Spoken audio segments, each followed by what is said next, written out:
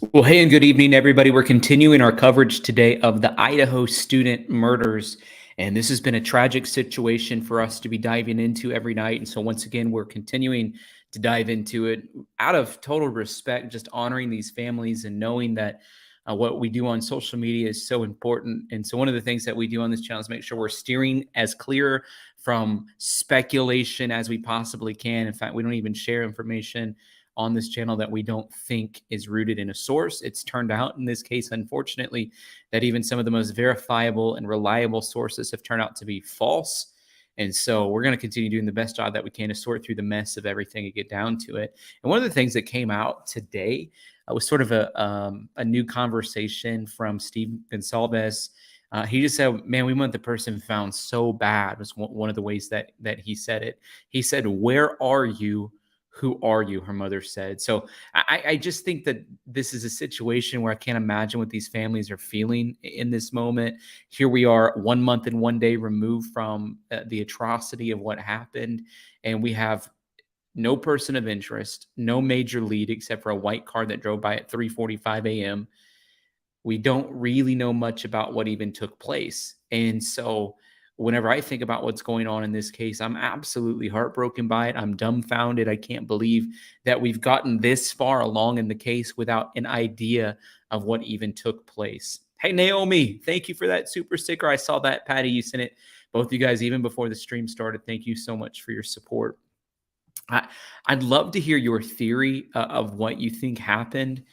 And one of the things that I was trying to nail down, and somebody mentioned it in the chat even before the stream started today, is just this simple question of why do they think that the crime was committed between 3 and 4 a.m.? Well, the thing that we came to find out was that Hyundai Elantra sped by that gas station at 3:45 a.m. And it sounds like that's the only lead that they have to go off of. And so maybe they think that whoever it was driving that Hyundai Elantra is possibly responsible for what happened. And it's only indicative in the fact that they are now saying instead of from 3 to 6 a.m., they're saying it likely took place between 3 and 4 a.m. That's really difficult for me to process through and to think about. And so I don't know why they're saying that. And so I want to get down to the bottom of this. Absolutely, absolutely, absolutely. And I know you guys do too. That's why you're here. What we do is very important. I think it's extremely vital. Making sure that we're continuing to honor Ethan and Xana and Kaylee and Madison, honor their families, keeping their names on the forefront. Because if we don't stay interested in this case, if we don't continue pressing the live button and clicking on streams about it and talking about it, then at the end of the day, it will become another cold case like so many that we've covered. And that was even a question that Brian Ensign started to have whenever he was interviewing the police information officer. The conversation was, "Hey, do you think that this is going to become a cold case, or is this a cold case?" And she said, "Absolutely not." And it's hard for me to think that, I don't know when something actually becomes a cold case. It's hard for me at this point to think that this won't become a cold case because we know nothing. There's been no forward progress. And the only forward progress we have is there's a couple of people, and I'll play Banfield actually did a video about it, that they've said are likely not involved. At this time, they don't believe had any level of involvement. Hey, Doug for life. Thank you for that super sticker. What an amazing blessing. Thank you. Mitchell, you said appreciate the coverage. Well, thank you. Thank you for being here. I really appreciate you. Thank you for being a part of it. And thank you for supporting the channel. If you guys are interested in supporting super stickers and super chats, are a great way to do that. PayPal, Cash App, $ Tyler Feller 22, or Venmo. Also great ways to support. We're totally crowdfunded, as are many YouTube channels, which means we can't do what we do unless people like you hop alongside us and support us. And so I just want to extend an invitation to you and give you an opportunity to support a channel that I believe you're getting value from, and it's at least filling space and time in your house or in your home or on your phone or wherever you're at. If you're unable to support in that way today, a very easy and free way to support is just by hitting the like button on the video. That helps shoot us into the YouTube algorithm and helps carry the message of what's going on in this case even further. And so I thank you so much for those of you that are doing that today as well. Now, Inside Edition has a video that they came out with sort of unpacking and diving into that white car that was seen near the Idaho student's house. And so we're going to just look and see what they have to say. One thing that I like about Inside Edition, they have really short videos that just get to the point. They say more in 2 minutes than other people say in 20-minute videos. And so I really appreciate the way that they do that. Hey, Sarah, thank you for that. Really appreciate it. Mimi T, I really appreciate that. What an amazing blessing. Thank you so much for your support. Case, a grainy image of a speeding car that could be the white Hyundai Elantra. Police are looking. Another thing that really bothers me is like this picture, which is just a picture from the store clerk with an iPhone like this, just taking a picture literally of like the screen, and then you get a whole entire reflection. And it's like, I don't know, personally, looking at that image, I'm not convinced that it's a Hyundai Elantra. I'm convinced that it's a white car. But how are they convinced that it's a 2011 to 2013 Hyundai Elantra just by looking at it that way? Hey, Karen, thank you. You sent a gift over on Cash App. What an amazing blessing. Thank you for doing that. And it really bothers me. How come they don't just export the video file and show us it in as high as definition as possible?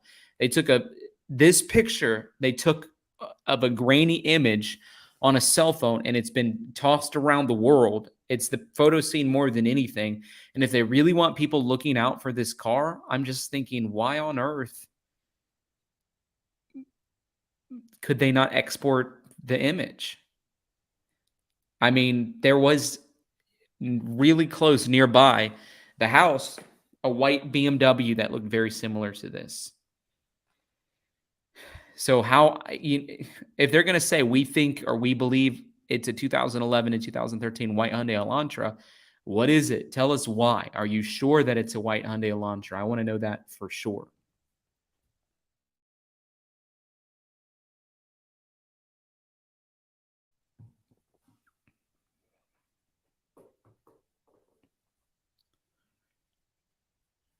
And I don't know how they're able to tell or differentiate. Hey, Duck for Life, you said compare the shape of the car and the windows side by side. I mean, that's a good point. I could do that. I don't want to do it right in this moment, but I do want to do something like that for sure. So thank you, Duck for Life, for your super chat. I'm going to write that down. Like compare.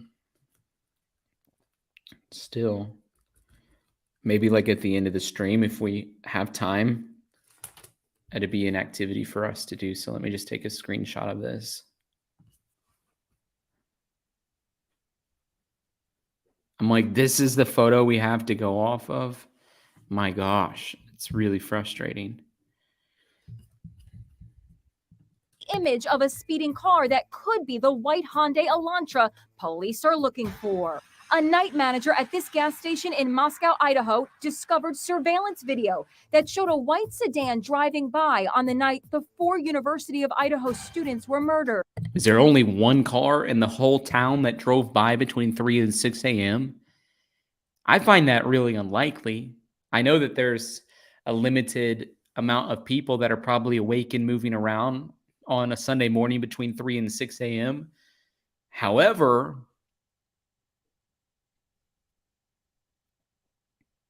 there has to be more than one, right? Sherry, thank you for that super chat. What an amazing blessing. Really appreciate it. And I'd love to hear your guys' theory. I've said my theory multiple times, but I can share my theory again really quickly. And guys, when I share my theory, I'm not saying that it's exactly what happened. And you might have been watching this stream now for multiple days and like, quit sharing your theme. We already know what it is, but there's new people that watch every single time. Here's what I think happened. And I could be totally wrong. And I'd love to hear your guys' theories as well. I think what happened is the killer went in on the second floor, went up to the third floor because Kaylee was the target, went to Kaylee's room. She wasn't there. So went across the hall and ended up going into Madison's room, found them both. Was a quick wound, lethal wound to Madison. And it was an aggressive, angry, passionate kill to Kaylee based on what they've reported multiple times on multiple stations with multiple sources in the news. Went down the hall. I went down the stairs, and into the kitchen. Ethan had heard what happened, went out in the hallway, and started getting sort of in an altercation and received the fatal wound. And then, Xana also had some defensive wounds and possibly was in bed and was a victim as well. and then the killer left. That's what I think happened. And I think that Kaylee was the target, and I think Ethan and Xana and Madison were crimes of opportunity. So I don't know. That's just my thought on what happened. And as far as like who do I think did it, I don't have much to go off of. The only thing that I can really go off of is that pretty much every single behavior analysis and FBI personnel that I'm familiar with that's been covering these cases have said it's likely a young male. And some of the newer reports, as we're learning about defensive wounds, we're learning it was likely a young male who was in shape, because after stabbing that many people and then having to fend off, it would have been a really difficult thing. So I don't know. That's sort of my theory. I'd love to hear your guys' theories as well. Feel free to pass those along as a way to share with me, because like I said, I'm not like totally confident in my theory, but just based off of what I know and what I've heard to be true, that's what I'm like insinuating or thinking could have happened. I'm also curious, like, how come they can't run some license plate information or DMV or college parking permit and find all of the white Hyundai Elantras from 2011 to 2013? Never understood that. Don't you think it should be something very easy to find? And then today, and I have a video of it, and we'll get to it eventually, but I'll just give you a little synopsis of what was said. But the coroner, her name's Kathy Mabbitt, she was an RN who, got a degree in psychology and then became an attorney, which, I mean, that's a lot of different career paths. First, you're a nurse, then you try to become a psychologist, and then you become an attorney, and then you're the coroner. And then in the other case, the guy that beat up his girlfriend and almost murdered her daughter, that guy, you're his attorney now. It just is super weird. It's like, how is the coroner being appointed by the court to represent people in the middle of this crazy case that's going on? It's just a weird dynamic that I think is existing in that geographical location right now. And it doesn't set well with me. Just the optics of it, it makes you feel like there's something a little fishy going on under the surfaces. I don't know for sure. I can't say. I'm not trying to insinuate anything, but I'm just saying from my limited vantage point, the optics of it are not good. And so it's like, gosh, how is she a nurse, psychologist, attorney who this is the worst crime scene she's ever seen? And then right across town, there's this crazy other crime that takes place a couple weeks later. Now she's representing him. It's super weird. But anyways, today she said in an interview that the toxicology report of these individuals doesn't make a difference. And I thought, really? I understand what she's saying from one perspective. Like, they were stabbed to death, and so their manner of death and their cause of death isn't changed by if they had any substances in their body. But at the same time, I'm thinking to myself, well, I think every single little piece of information matters and does make a difference. For example, if they had certain drugs in their system, could it be that they had drug deals that went south? And I don't think they did. I don't think they were on any drugs at all, but I'm just saying.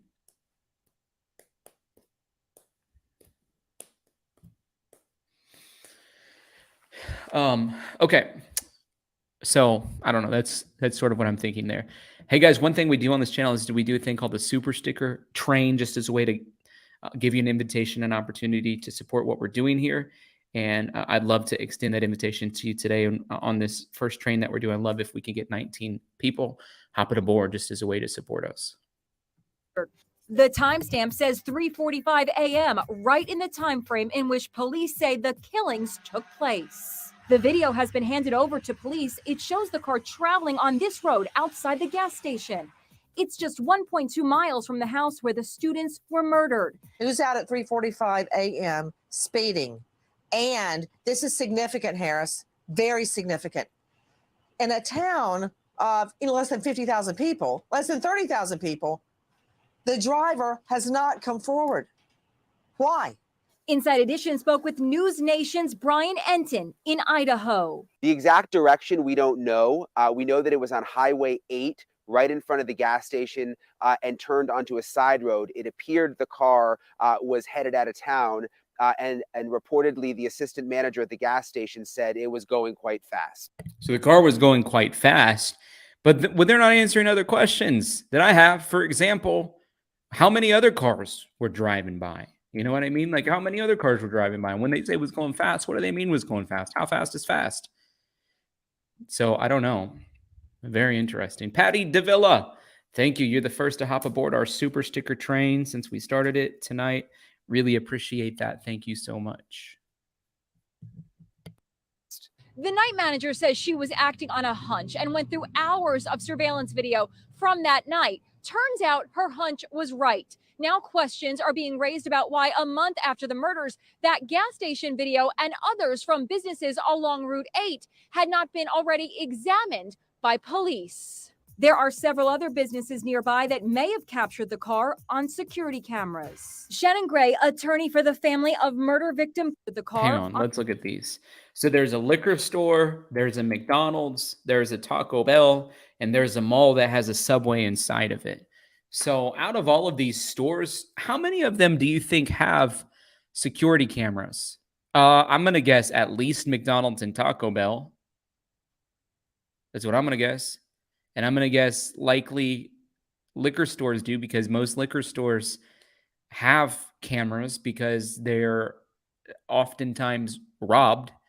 And I don't know about the Village Mall. Subways oftentimes don't have security cameras because the ability to franchise a Subway is like really lenient. There's actually more Subway restaurants than any other restaurant in America.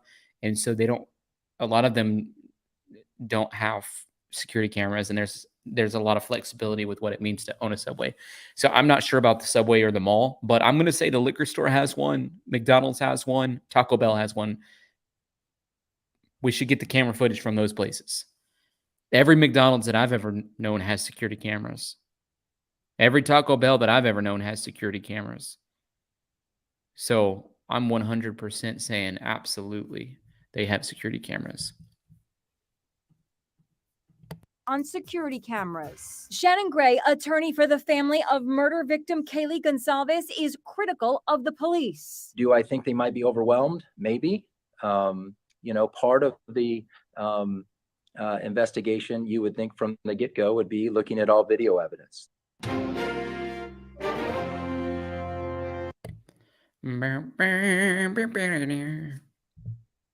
Yeah, we need to look at all video evidence. It's crazy that the attorney's having to come forward and say, hey, how about you do this or this or this or this or this to try to get down to the bottom of what's going on? Can you try looking at this different security camera footage? How about that? I think that's wild that the attorney's the one who's having to come forward and sort of like put the pressure on it. What are all these detectives doing?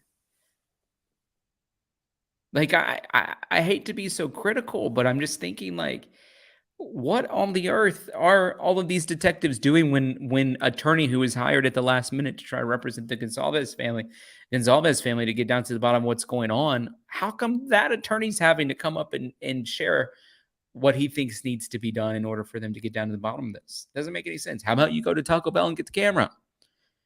How about you go to McDonald's and get the camera? How about you go to that liquor store and get the camera? I mean, that's wild, right? And if I owned a business in that town, you better believe that I would be giving all of the camera information I had, significant or not. Like the next day, if there was a murder that took place in my community, and it's a small community, and I have a camera that could have caught something between the hours of 3 and 6 a.m., I would have literally got all of the footage and sent it in and just said, I don't know if this is going to make a difference or not, but here, I want to share it with you. And they just decided to share it. Like, that's what I would do. I don't know one business owner that wouldn't do that willingly, and especially in a small community. Hey, Naomi, thank you for that super sticker. What a blessing. You're number 2 on our super sticker train, trying to get to 19. Really appreciate your support. Thank you so much. Joining us now to talk about the latest developments, Joseph Scott Morgan. He is a distinguished scholar of applied forensics at Jacksonville State University. Always appreciate your insight on this case. You make me think about things I wasn't thinking about to begin with. To start with, in the public's mind, people think it's a small town, right? There aren't that many people. This should be an easier case to solve as opposed to something that happens in a big city. But you don't say that's the case. Why?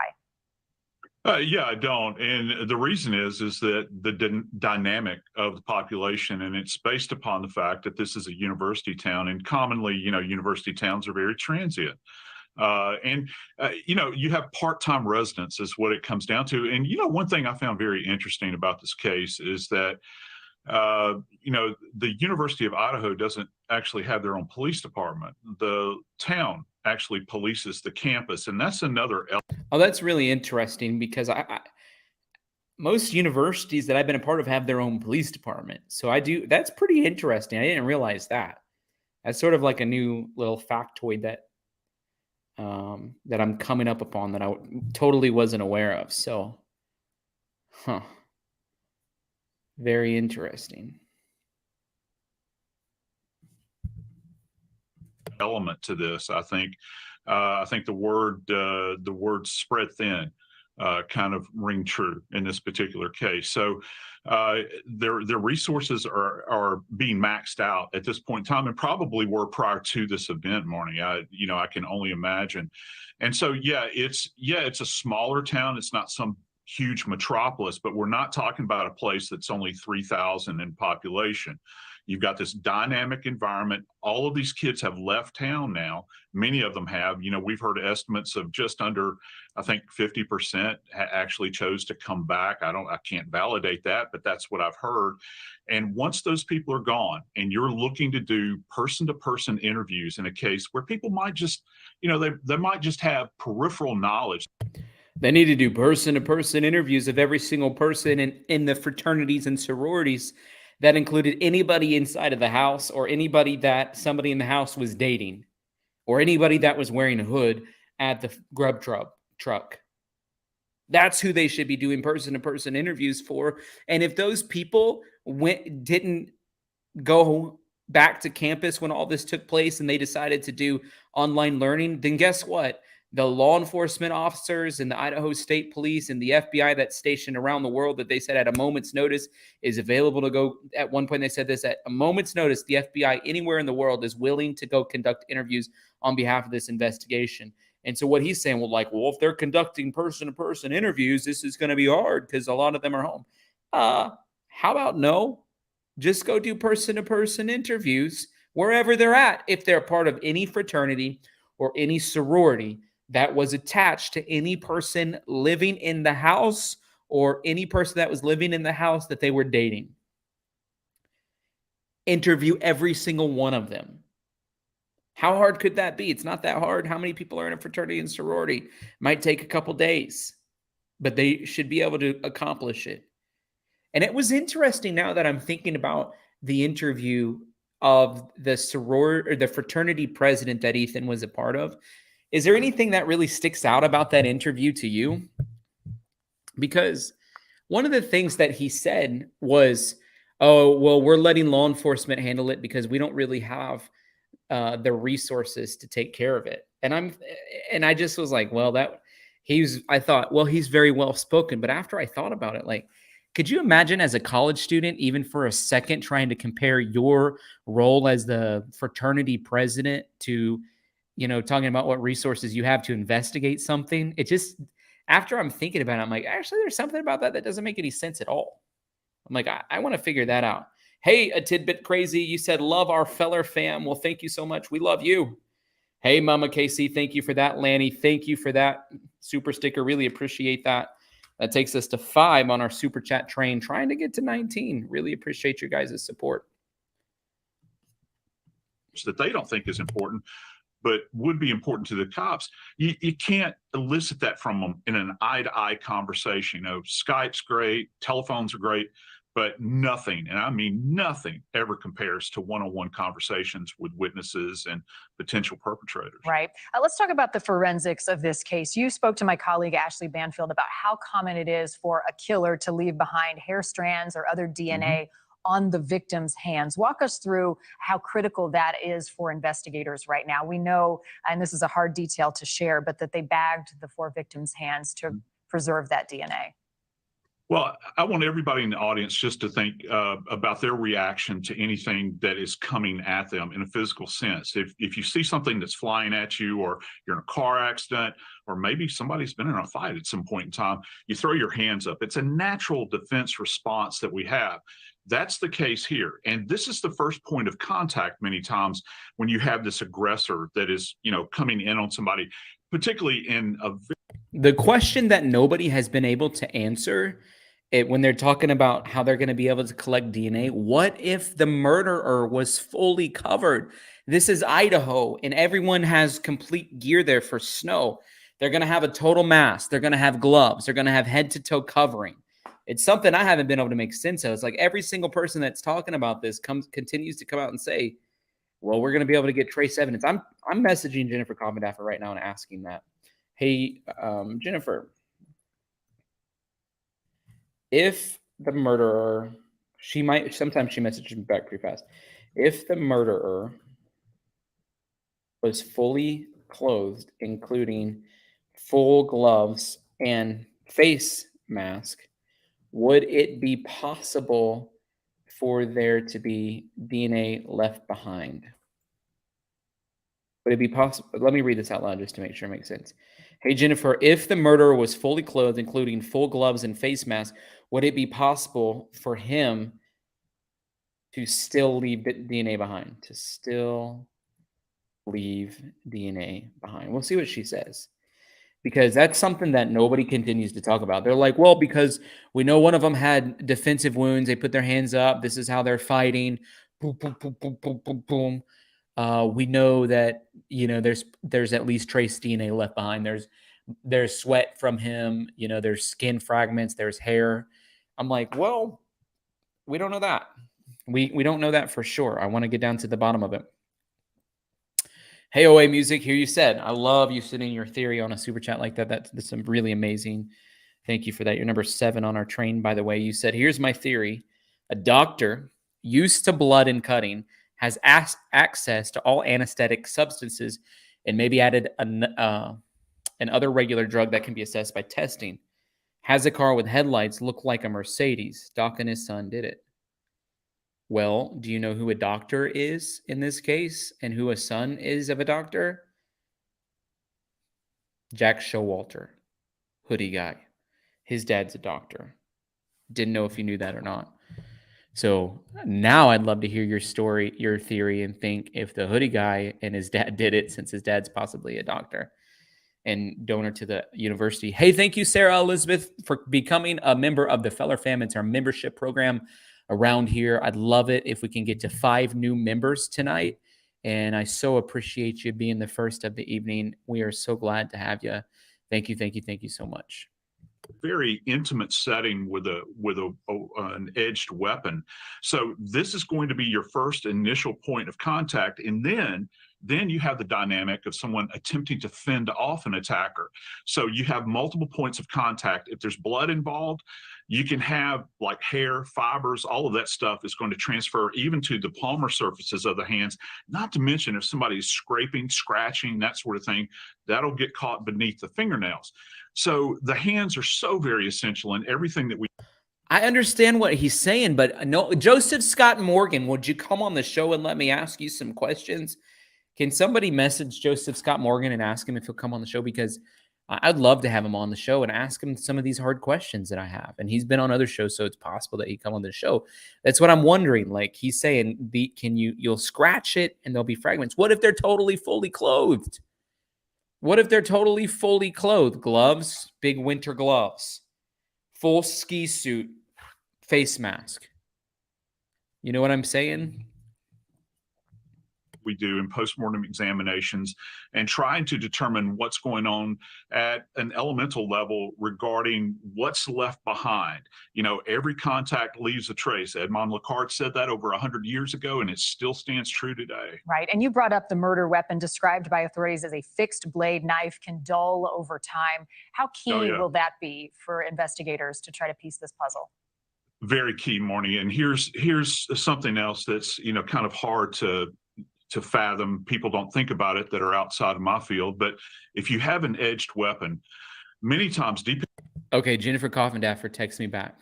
I told you sometimes she's fast. She said DNA possibly if a hair dislodged or if one of his victims scratched his eyes. More likely he could have left behind trace evidence such as fibers from his clothing, glove, and mask. I'm just going to say, okay, interesting. Thank you.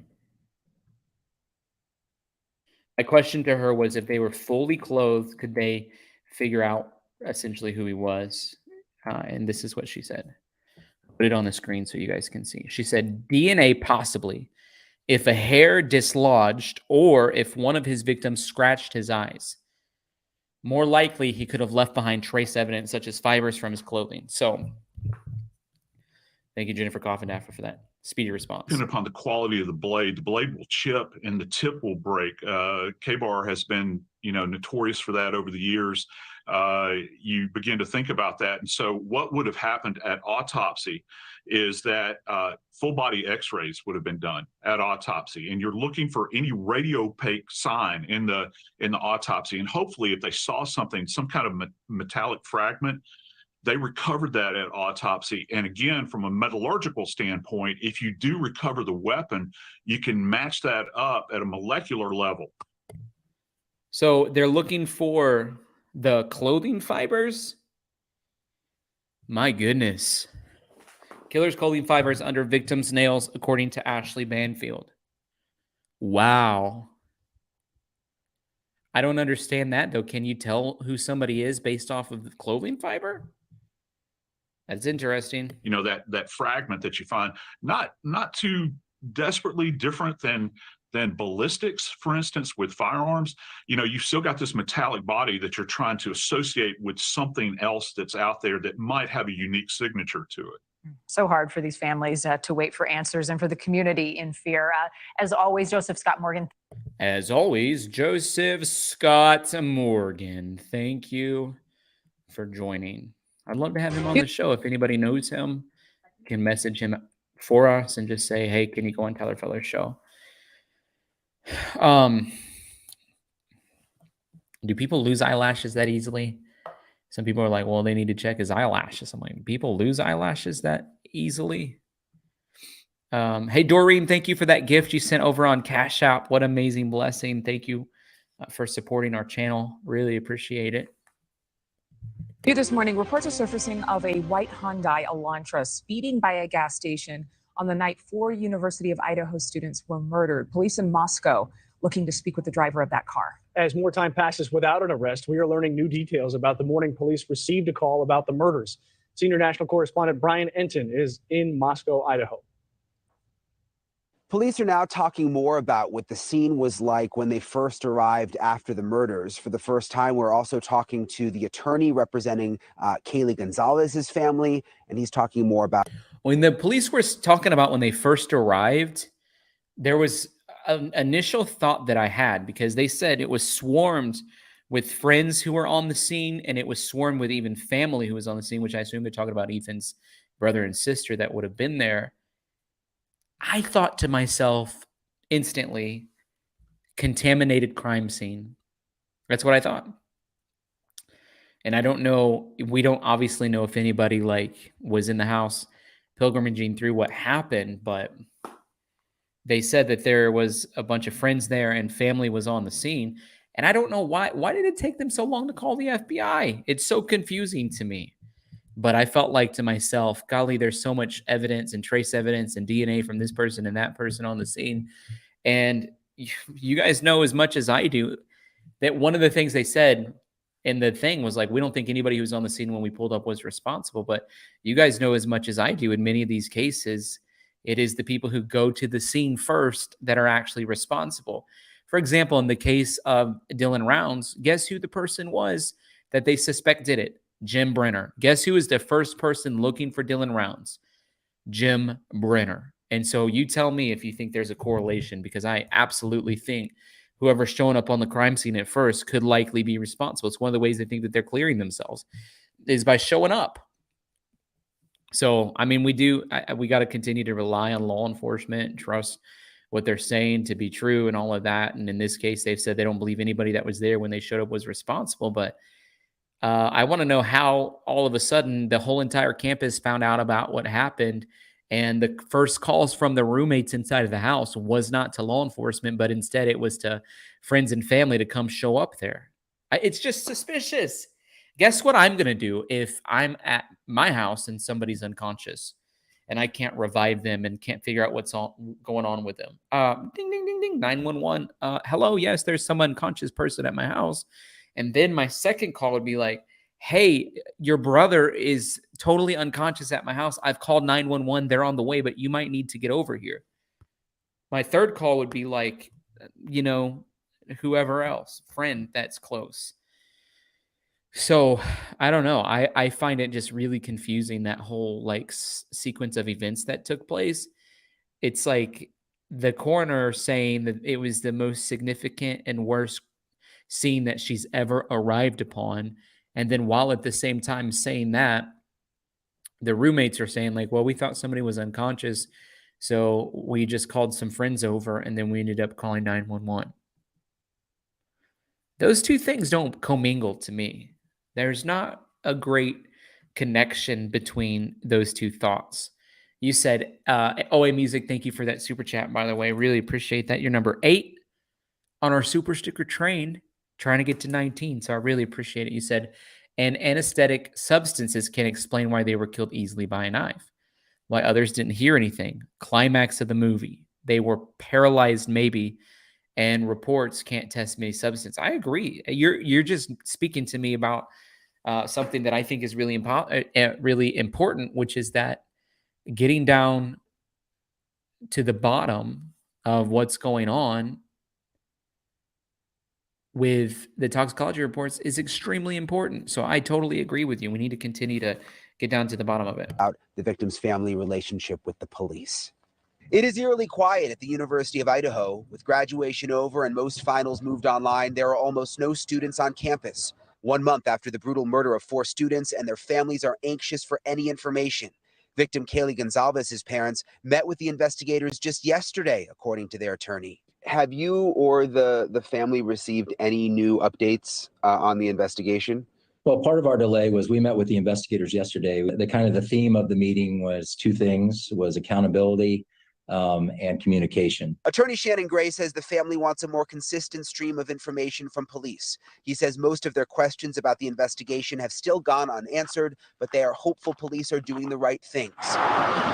New Tuesday, Moscow police released a video with new information about what happened soon after they got the initial call. I got called at home. It was on a Sunday afternoon, and it took me a second. I really had to think about what I had just heard. Moscow Police Captain Roger Lanier says it was a somber scene when police arrived. It was incredibly hard for the...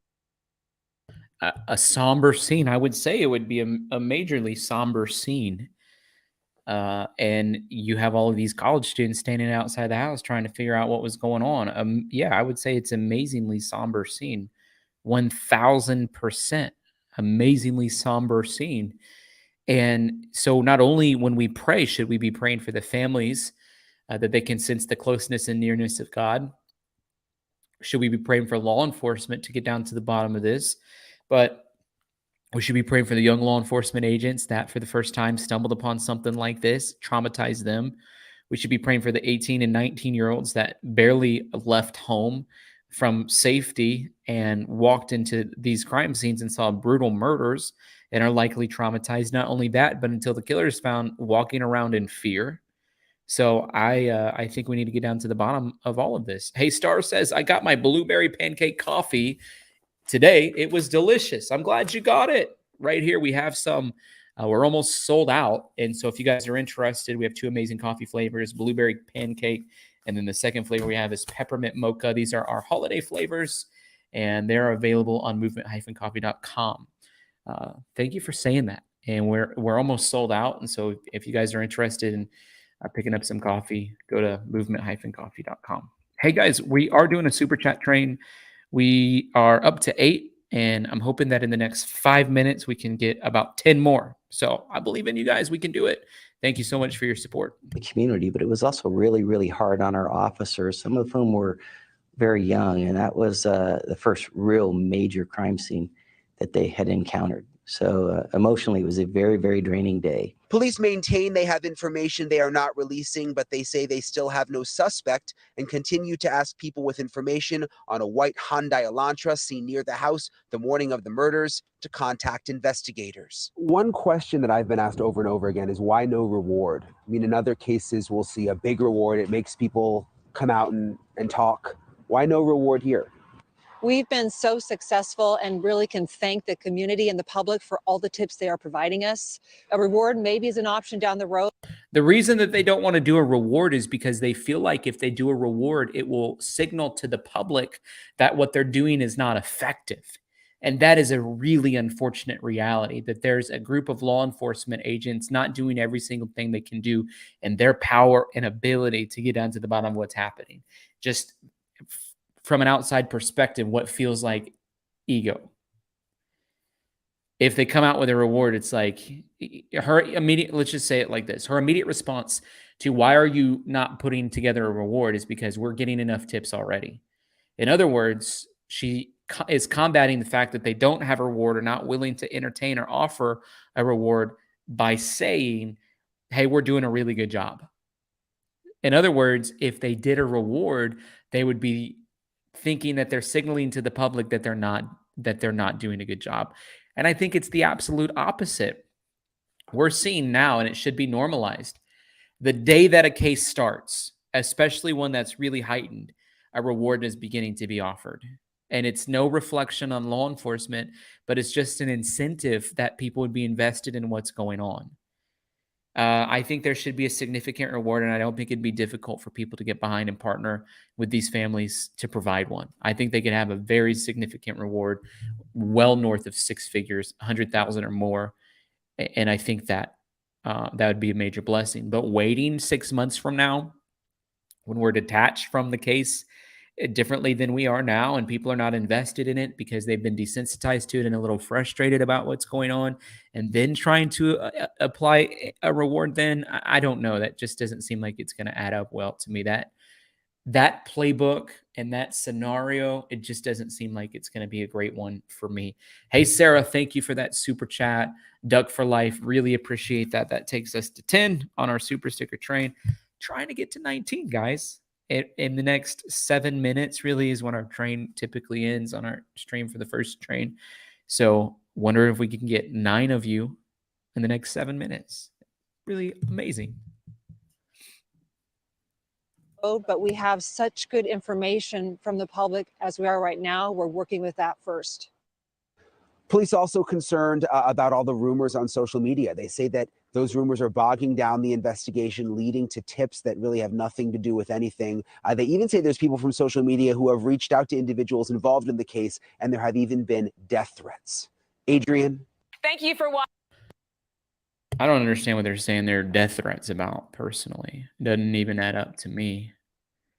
Senior national correspondent from News Nation, traveler, aviation nut, dog lover, total news hound, Brian Enton says the liquor store in Moscow, Idaho turned over surveillance video to police within the last week. There are cameras inside and outside the building. Not sure what was on building, but I'm told law enforcement has everything. I told you guys. I knew it. I knew it. I knew it that liquor store would have cameras. And so they've turned everything over last week. Now tell me why they would wait 3.5 weeks before they turn something over. They should have immediately turned it over, but hey, at least they turned it over. Hey, Naomi, thank you for that super sticker. Really appreciate it. Enlightened Being, you said, thank you for being here. Tyler, yes, thank you for being here. I'm glad to be able to be here, and hopefully I'm a light. That's what I'm trying to be. Hey, Wanda Life, thank you for that super sticker. I really appreciate it. Inspector Gadget, thank you so much. I appreciate that. What an amazing blessing. Elizabeth, thank you so much for helping us out. You know what, guys? That's 5 right there. Bada bing, bada boop. We're trying to get to 19. We're up to 15, only 4 away from our goal. Wow, you guys are really rolling in it today. And I really appreciate it. I always say, too, like if you just think about if each person watching supported with $1.99 even, it makes such a significant and huge difference. Hey, Livia, thank you so much for that. Really appreciate that super sticker. What an amazing blessing. Thank you, thank you, thank you.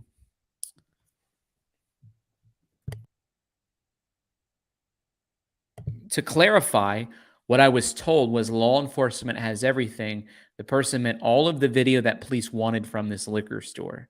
So I can't even see where the cameras are at, but it seems like they had some that were outward facing for sure. And it appears as if they had some that were inward facing. But can you guys see on this Pepsi machine? Does it look like there's a camera on the Pepsi machine too? So I wonder whoever owns that vending machine, if they can be able to release some of that as well. Do you guys see what I'm talking about? Look over to that Pepsi machine. I know it's going to be really small, but if you could look at that Pepsi machine, is that a camera on top of the Pepsi machine?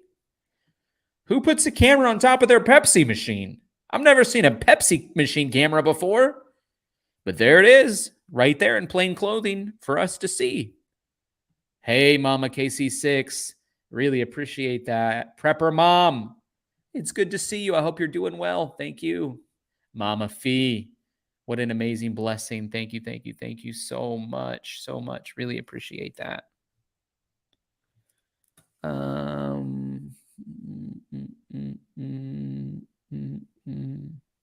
Hey, Heidi, thank you so much for that super sticker. What an amazing blessing.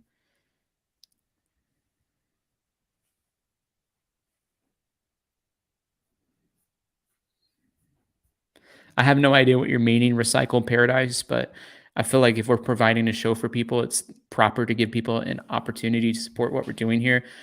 There's yesterday 20,000 people who watched the video and roughly 50 people who supported it. So it's not like we're getting mass numbers of support with every single thing that we do. And we really can't do what we do unless people support it. And also, guys, just so you know, all of the money that comes in goes into our 501c3, which is a nonprofit. A portion of those funds go into what we call our benevolence fund. And they help people who watch this channel in short-term financial hardships. We have a committee of people independent of me that go through those requests every single month. They have a budget based on the revenue from the previous month they know they can work with and make decisions accordingly. And so if you guys are interested in supporting that even directly, because every single month what we have in request exceeds what we're able to take care of. I know it's the end of the year, so some of you guys might like, man, I really for tax reasons need to make a donation, or maybe you just want to make a donation towards that, or maybe you're in a situation where you need short-term financial help. There's a link, tellerfellow.com/request. You can fill that out, and we would be more than glad to have the benevolence team look at it. Hey, Doreen, thank you for that super sticker. Karen, what an amazing blessing. Thank you for your support. I really appreciate that. What's the amount going to the administration? So I don't take a salary from the 501c3 or the ministry at all. We do have one person who works as a counselor. We provide free counseling services to people, and they take a small salary, not enough to be full-time by any stretch of the imagination. We pay them a fair amount, but we don't have enough to pay them full-time.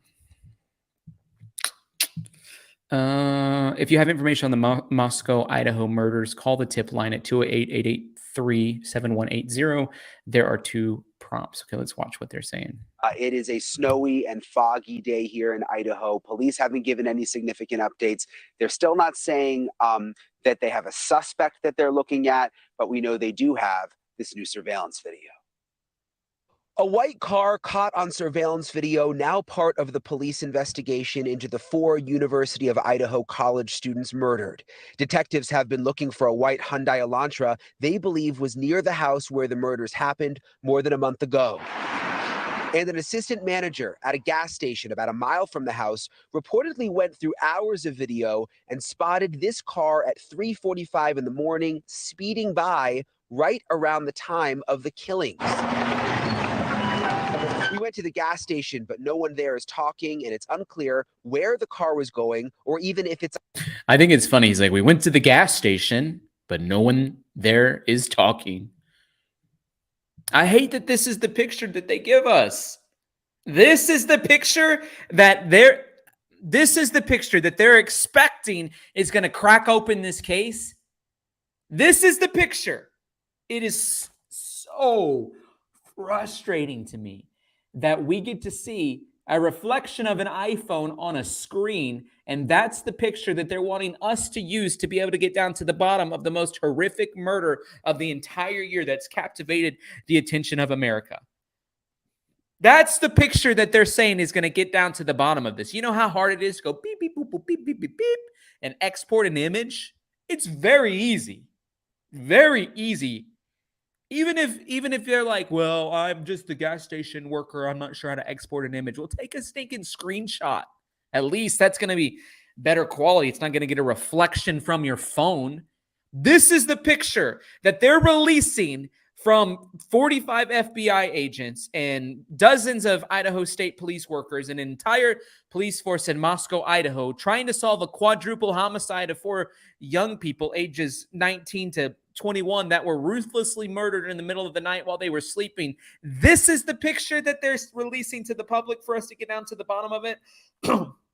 When a couple of clips, beep, beep, boop, boop, boop, boop, boop, beep, sends out a high-quality version of that photo, that's the one they want to release on Fox News and News Nation and the Live with Tyler Feller show. That's the picture. It's unbelievable, and it makes me very frustrated. Hey, Jason, thank you so much. You said, good show, Tyler. Well, thank you so much. Really appreciate that. What a blessing. Appreciate your support. It's a Hyundai Elantra. A vaping business down the street also has cameras pointed in the direction of the road. A worker inside told me that police showed up looking for the video on November 22nd, but it was too late. The worker told me the surveillance video automatically deletes after 1 week. Moscow police not commenting on the surveillance video from the gas station, only encouraging people to continue to call in new tips. The FBI still very much involved in this investigation. You can see they've got their mobile command unit right here in the Moscow police parking lot.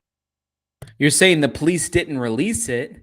Yeah, you know what? They released something worse. They released a stock footage of a Hyundai Elantra. That's even worse. But the fact is, what they should have done was be the people who release it and release a high-definition version of it. They should have had a press conference. They should have said, we actually believe that from this point forward that the murders took place between 3 a.m. and 4 a.m. The reason why is because at 3:45 a.m. we saw this white Hyundai Elantra speeding by. I'm sorry that we said before it was between 3 and 6 a.m. We knew that it was probably that big of a window, but as we are getting a little bit further down line on understanding what's happening in this case, we've narrowed it now between the hours of 3 and 4, and we actually think it was between 3 and 3:45, and we believe that this Hyundai Elantra was either involved with what happens or has information about what happens. We don't have a great photo of it, but here's what we have. And it doesn't include a stinking reflection of an iPhone. And then on top of that, if they were able to do that, go ahead and then release a stock photo next to it. Here's a stock photo of what a 2011 to 2013 Hyundai Elantra looks like. And they could go on to say the reason why we think that this is a 2011 to 2013 Hyundai Elantra is because X, Y, and Z. It has a little thing on the top of the back. We caught it from a different glimpse, and we can't display the photo, but we actually saw the Elantra sign on the back, or we can tell by the hubcaps, or we looked at the headlights. Like, tell us why you think that's a Hyundai Elantra from 2000 and specifically 2011 and 2013, because I see a white four-door car. I see a white four-door car. You tell me what you see. I see a white four-door car. Hey, OA Music, you said, I hope there won't be any CSI shows anymore. Somebody on the chat earlier was like saying that I need to watch CSI, which I understand why they were saying that. I'd have maybe a deeper understanding of, certain criminological terms. However, from one of the things that I've heard in covering many, many, many cases now is they're saying it's nothing like what you see on CSI. And so it's an interesting perspective. Thank you for your super chat, by the way. How are you guys doing today? By the way, where are you tuning in from? The nation today is in a big fat mess in the Midwest and in the north section of the Midwest. Massive blizzard happening across our nation in Louisiana. Well, I guess Texas yesterday, but Texas yesterday, Louisiana, Mississippi, and Alabama today. Massive tornado outbreak. So, my goodness, we got a lot of praying to do for our nation today. And I think probably viewership's a little bit lower today just because there's a lot of things going on around the country right now. People are worried about and trying to get down to the bottom of it, trying to stay on track of what's going on with the weather and things like that. So anyways, how are you guys doing? I'm coming to you live from Nashville, Tennessee. Beautiful city. It's been raining all day nonstop. But other than that, very beautiful city.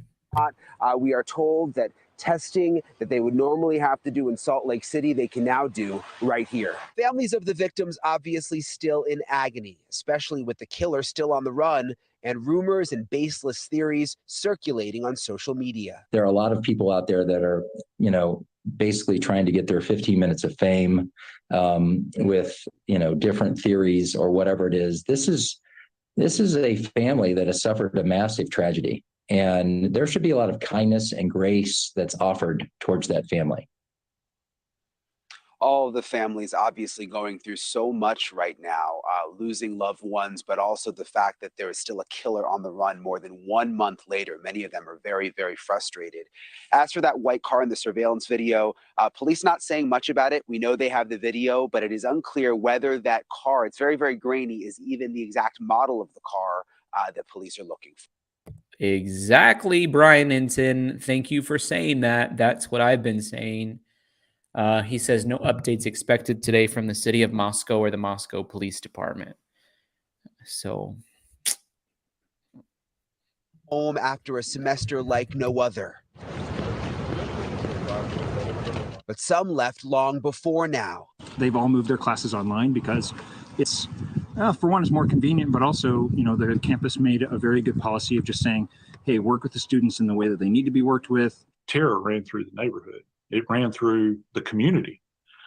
And I'm sure there were mom and dad saying, get your stuff, get in your car, and come home now. Forensics professor and Body Bags podcast host Joseph Scott Morgan says those students going home potentially took important clues with them. He says phone calls with detectives just don't cut it. But if you have an interviewer that's sitting there, they can ask that question and elicit a response and get that little piece of information that might lead back to something else. They heard something, they saw something. Have you ever met this person? Yeah, I have, but it didn't mean, well, where were you? Oh, really? You were there. So that's gone. Artsy and funky, the small city of Moscow, Idaho is like many a college town, attracting drifters and others drawn to the vitality. Did he say artsy and funky? I thought he was talking about characters on a TV show for a second. Artsy and funky? Artsy and funky? Thought he was saying some names over there. Of campus life, but that non-student population has no roots and is not easily trackable. It would truly have to be very transient for that to cause problems. I think most of the time those smaller colleges tend to be very homey and each other. But some of those very people who might hold a I don't think 11,000 is a small college, by the way. I know there's colleges that were bigger. The university I went to had 25,000 college students, but 11,000 is a lot of college students. So, think of a high school with 11,000 people. It'd be a humongous high school. So, small colleges have 2,000 people. Critical clue that could crack the case wide open, no longer in easy reach of detectives. It's not like you're in small town USA where people have lived there for generations. They ain't going nowhere. Their homes are there. That's not the case. People go home. Sometimes they don't come back. And it's been quiet out here for the last month or so. A lot of students scared to come back, taking their classes online. It is especially quiet now, though. Graduation happened over the weekend. Finals are online for the most part. You walk around campus, there's almost no one around right now, which certainly is not a good thing if detectives are going out on foot. Interesting. Fox released today. It's an over. He says a new Fox report of a white car spotted near a gas station. Let's see what they said. Went to surrounding businesses. One business told me police showed up 9 days after the murders and their surveillance video had all automatically deleted because it deletes after a week. My goodness. That's wild, isn't it?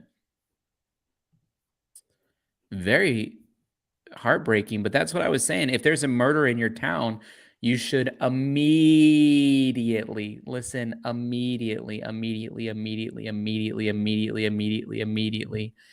get all your security footage and make sure it's not going to be deleted. Anytime there's an incident in your whole town, your whole city, just because they might be able to need it. I was driving down.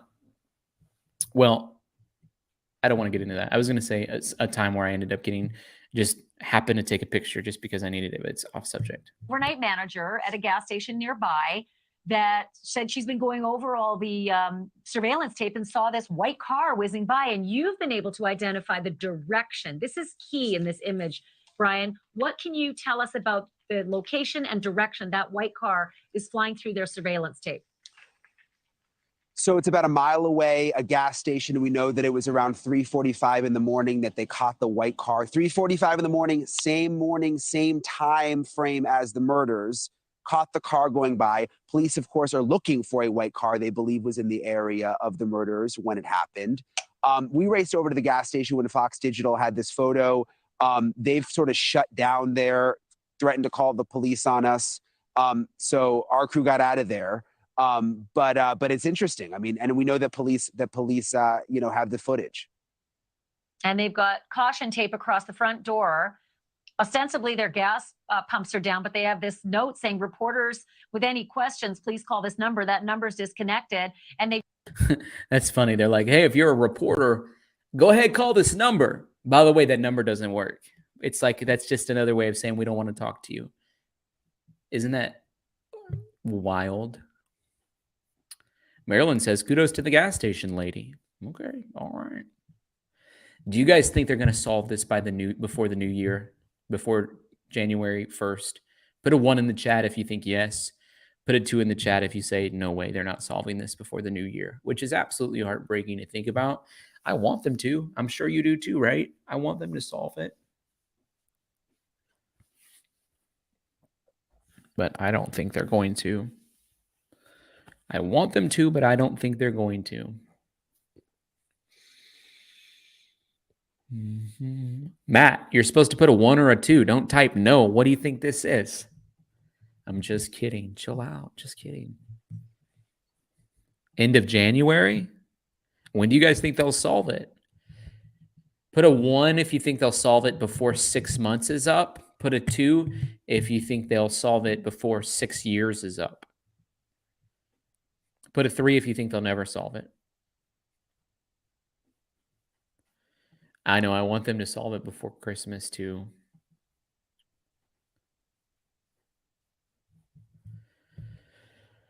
At this point, publicity is waning on this.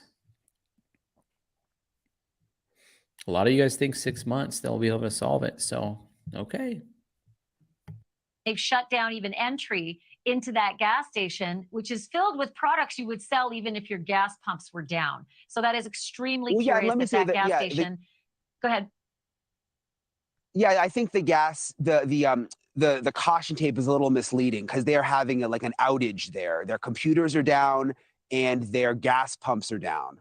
That seems to have nothing to do. I don't think the caution. Does it have nothing to do with the case?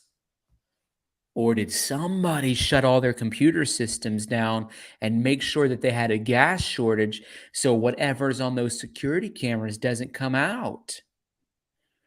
It's interesting. This gas station's never had to shut down before because of computer problems. But they seem to likely always have gas. And then all of a sudden, 802 Troy Road hits the news because there's footage of a white Hyundai Elantra driving by at 3:45 a.m. that police are pointing out is very significant to this case. And then all of a sudden, their entire IT network crushes and goes down.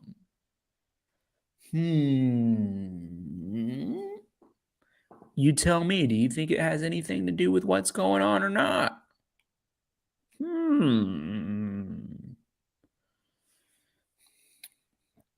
Naomi says, if I had a business in town and a murder took place, the first thing I would do is look over footage and download it for safekeeping. Me too. You said, thanks, Tyler. Yes. Thank you. Appreciate you. That's exactly what I would do. Thank you for that super chat, by the way. Really appreciate your support, Naomi. It means a lot. Really does mean a lot to have your support on this channel because it takes all of us doing together what we cannot do alone. And with you, we're able to do more. And so I really appreciate it. Caution tape has anything to do with the fact that they've got that surveillance video. It does seem weird, though, all that potential, product sales now, just because why not take cash? But okay, we'll give them the benefit of the doubt on that. Next thing, critical. You got an exclusive today with the lawyer who's been hired by Kaylee Gonsalves's family, which is, incredible in itself. But what did you find out? Yeah, and I just thought of something when you were talking. I want to remind you that I'm going to get to the lawyer. So after we went to the gas station, and you'll think this is interesting, and we weren't able to get that video, and they said they were going to call the police. We said, let's go to all the other businesses in the area, Ashley. So we found a vape shop very close by up the road with a camera that also pointed onto the roadway. And the person working inside told me that police came to their shop 9 days after the murders and asked for their video that was pointed toward the road. That would have been November 21st. So they've been tracking down this car since the beginning, it sounds like.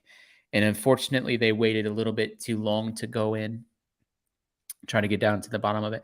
Hey guys, I'd love to start a brand new super sticker train. It'd be amazing. We get 20 people on this one in the next 22 minutes. And, it's what Amy Heights calls a bullet train. Be amazing to have your support in what we're doing here. Really appreciate you guys being here tonight. But that the video had been deleted because it only lasts a week. So they weren't able to give police the video. And this is right down the street from the gas station. I just remembered that, which I thought was interesting. That's fascinating. And I'll tell you what, 9 days later, I know that you only have a couple of days to go get all the video you can, because it's not an endless storage, world out there. And if you don't go early and get everything you can, you get an answer like they got 9 days later. And that is, I'm sorry, I wish I could give you, but there's nothing to give. And I wonder how many other businesses could have been mined for that excruciatingly important, especially now that you know the direction of the car. You could have shown exactly where that car went, and we could have followed the digital trail of where that car. Exactly. Hey, Amy Heights, thank you for hopping aboard. Lanny, good to see you. Thank you. Blessed in Texas, thank you for hopping aboard. Really appreciate it. What an amazing blessing. Hey, Joan Slay, thank you so much. Really appreciate your support. I've said that I thought this car news was a distraction. I honestly feel like, by the way, that's 4 on our super sticker train trying to get to 20. I've said that actually. I thought that maybe there was a little bit of a distraction taking place because you can tell by the way that the conversation is in every single interview that's been happening with law enforcement or anybody that's in official capacity, whether it's the captain, Roger, or the police information officer, when they're talking about what's going on in this case, one of the things that they say, and one of the frustrating things they say is what's happening on social media is really bothering them. And so I'm not surprised if they would push us onto a different topic. So they're like, hey, let's distract them. But the fact that they actually did go to try to get footage, I mean, that makes me think that they're not doing that. Made off to, but you know, you start 9 days late, you lose 7 days. So that's sad. Start 9 days late. She's exactly right. You lose a little bit of time. Brian says he's trying to give some perspective to the body cam video from the night of the murders and the figure seen walking in the distance. We don't know who they are or where they were going.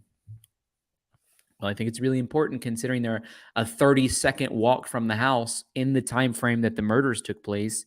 Hey, Doreen, thank you for that super chat, super sticker. You're number 5 on our super sticker train. What a blessing. At the body camera video. So hopefully we can give you some perspective. This is Band Field. This is where the alcohol call came in. The young men were here in the field when the police first showed up. That is the Sigma Chi fraternity house right there. So the police walked those young men across the street. This is Taylor Avenue, right to this spot right here. I was able to identify it because of the fire extinguisher. And they were standing in this spot. The young men, and the body camera video was pointed this way. And it is over my shoulder where you could see very faintly what looked like several people walking faster, almost running by in the background. And I want to walk you over, Ashley, and give you a little more perspective. It was somewhere in this area right here. And we can tell because we analyzed these lights of this little apartment building. It was somewhere right in this area. There's another big apartment building here. The question you might be having is, how close is this to the house where the murders happened? Mo is going to point in that direction. Our producer is up there. She's going to flash a flashlight, Ashley. You see that flashlight flashing right there? That is right in front of the house where the murders happened. So it's all very, very close. So what we're effectively seeing is, like, if my eyes don't deceive me, about 200 yards away from where Mo is flashing the light at the murder scene, those 4 figures were walking where you're standing. It's that close. It's that close, and it appears, again, it's so hard to see it in that body camera video, but when we zoom in, it does appear that the figures are walking / running from the direction of where the house is, where the murders happened at. It appears as if those shadowy figures that we've seen in the back, are coming right from where those houses were. And the police are so busy yelling at 18 and 19-year-olds for not responding to them because they're freaking them out because they're dressed in plain clothes, driving a plain car at 3 a.m, trying to chase them down across a band field. That bothers me so bad that took place. The way those police officers are like, well, if you hear the police calling for you, then you better stop. Well, if you're the police calling for me, you should be dressed as a police officer. That's what I think.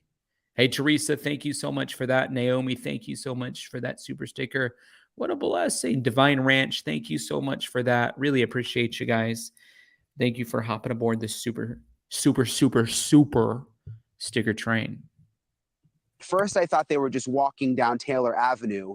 But when I got out here and really looked at everything, it appears they might actually be coming somewhat from the direction of the house.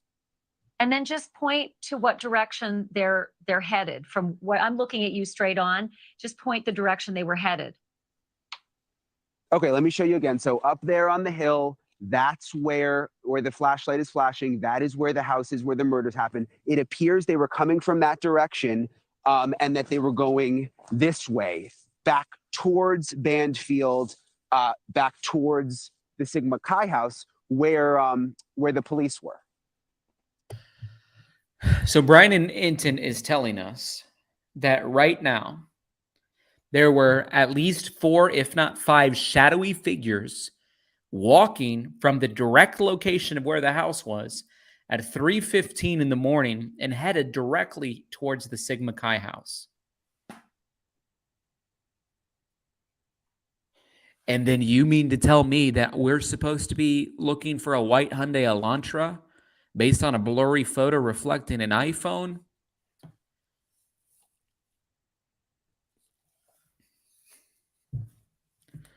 And not trying to track down and do a personal invitation for every single young man that's part of the Sigma Chi fraternity?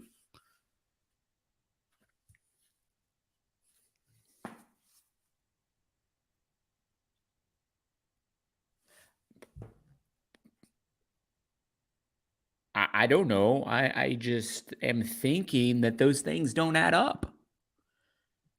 Even Brian Enton's face right now, he's like, yeah, I'm confused too. He's kind of got this look.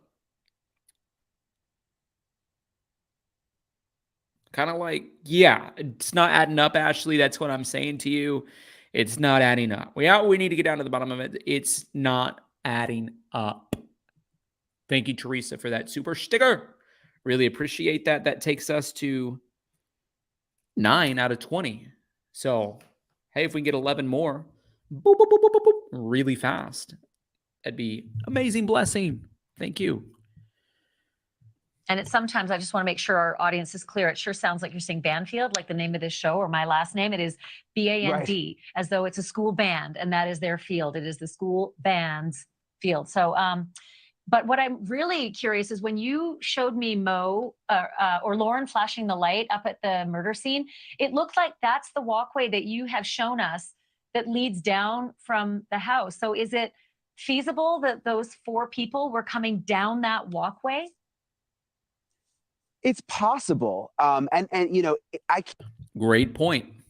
Great point. If the shadowy figures are innocent, why haven't they come forward? The only thing is, like, if they were really drunk, and let's say they are totally innocent and they're really drunk and they were leaving a party, they're not paying attention probably to exactly what time it is. And they probably weren't even realizing that there were other young men that were, you know, getting tickets from police because they weren't dressed as police officers and they weren't in a police car. So that's sort of like how I'm wrap my head around that. They just were like doing their thing. They weren't even paying attention. You know, that's sort of what I think. Can't tell for sure. It's impossible to know for sure. Were they coming from that direction? Were they sort of walking along Taylor Avenue and it just appeared they were walking that way? We don't know. I can tell you from being out here for weeks, especially when there were more students here, this is a very busy area. You've got the...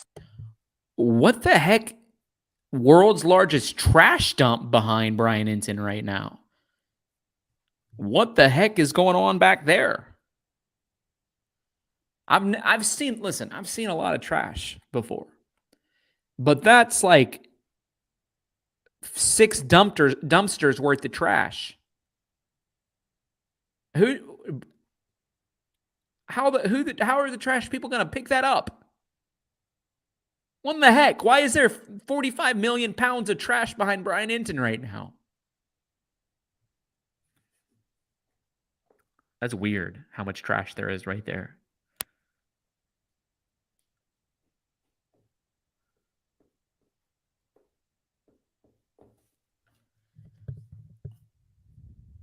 I see a Sprite box. There's just people drive by and just throw their trash on a pile right there.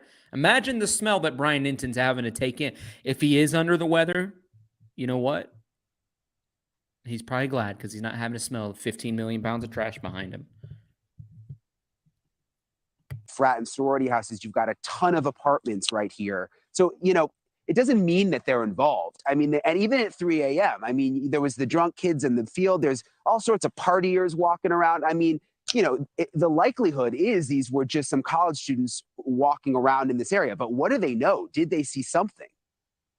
Well, that's the key, right? Because honestly, Brian, if you're on foot, you're moving a lot slower than if you're on, you know, in a car, say a white Hyundai driving by. And, you know, you would have seen a lot or heard a lot. You would have seen somebody running if there was someone running. You might see somebody who was wearing a red coat walking in the direction that seemed odd at 3. I mean, there's so many things police could get from those 4 people if they haven't yet found them. I'm curious. I haven't heard an APB put out from the police alongside the white, you know, Hyundai. The 4 people at 3:12 in the morning. We need to speak with you. I haven't heard that, and I don't know if we will hear that in the days to come, or maybe they have been found by the police. We don't know any of that, but I will say this. I'm going to... She's exactly right. They need to release that. They need to release that. 1,000%. They need to come out and say, hey, if you think you might have been one of these shadowy figures, we really need to talk to you. It's just what needs to happen. I'm a little curious about the Sigma Chi fraternity. I want to read about it. Friendship, justice, and learning. Expect more. Statement on the student's death at Idaho. 1 month ago, an unthinkable tragedy took place in the life of one of our members, Ethan Chapin, along with Xander Kernodle, Madison Mogan, Kaylee Gonsalves. Since that time, we have been actively working with the men of our Gamma Eta chapter to provide them with support, counsel, and brotherhood as they navigate the most difficult circumstances. Out of respect for Ethan and his family, the chapter chose to refrain from public comment until such time they feel appropriate, and the international fraternity joined in that decision. We are enormously proud of this chapter, with particular mention of chapter president Reed Ofston for the way he's demonstrated their love for Ethan and commitment to honoring his memory. Sigma Chi is one of the largest fraternities with chapters at 231 universities and more than 364,000 all-time members. Sigma Chi provides a welcoming environment for young men of different temperaments, talents, and convictions to enjoy a lifelong bond through world-class leadership training, extensive mentoring, and a focus on academic achievement. It's the preeminent college leadership development organization, according to their... Yeah, but who is really the ones behind it? You get what I'm saying? Evanston, Illinois, headquarters. The history of our great fraternity goes all the way back to Joseph Nate, an Illinois Wesleyan. Oh, that's not bad. Ooh, I don't like that. Okay. All right. There's a thing on there that I didn't like. I don't want to talk about it just yet until I have an opportunity to really do a little more deep diving into it. Read to you what the police said to us about those 4 people in the video. And I'm just going to tell you that the reaction seemed as though it was a bit of a surprise. But this is what was said by the public information officer, Robbie Johnson, quote, "The body cam footage, the people's in the back, you never know if that's going to be part of the investigation or connected. So we want that type of material so we can make that judgment with our experts and the FBI assistance." The body cam footage and the people in the back that are walking, you never know if that's going to be part of the investigation or connected. So we want that type of material so we can make the judgment with our experts and the FBI assistance. It's like they didn't even know about it. Hello, another win for online sleuths that they keep bashing.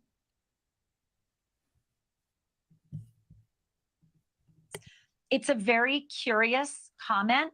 If they'd already spotted that, movement in the background of the body cam video, I would have expected that answer to be, "Thank you. We are aware of everything. And we have already analyzed our video and we've got the FBI on it." But this was very much like, we want that type of material so that a judgment can be made. It might be part, you never know what's going to be part of the investigation. It's a curious piece of information.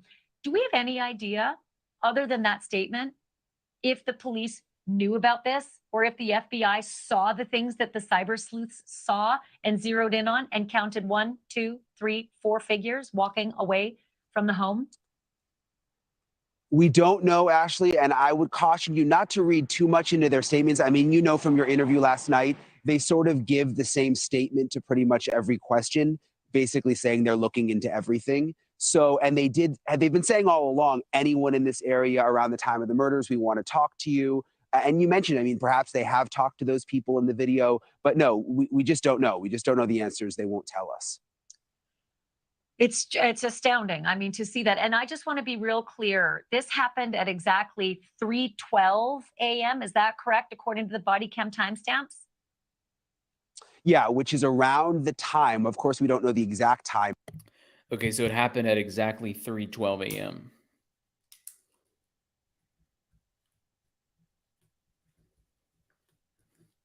Do you guys think that the 4 people walking by need to be investigated at all or have a conversation with at all? Or do you think they have nothing to do with it? Let me know what you're thinking.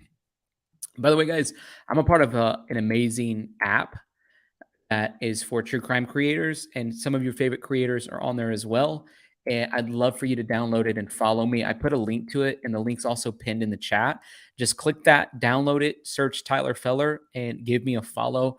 And every single day I've been just, when something new breaks in the case or I have a new thought, I've been recording and putting on there. And so instead of having to wait for the stream and sort of get some of my thoughts, then you can, without any hesitation, go on that app and hear what I'm thinking about cases. A lot of the other social media stuff that I have, I don't make it about the cases that we're solving. I make it about sort of the other part of my life, which is my faith and my belief and all of that stuff.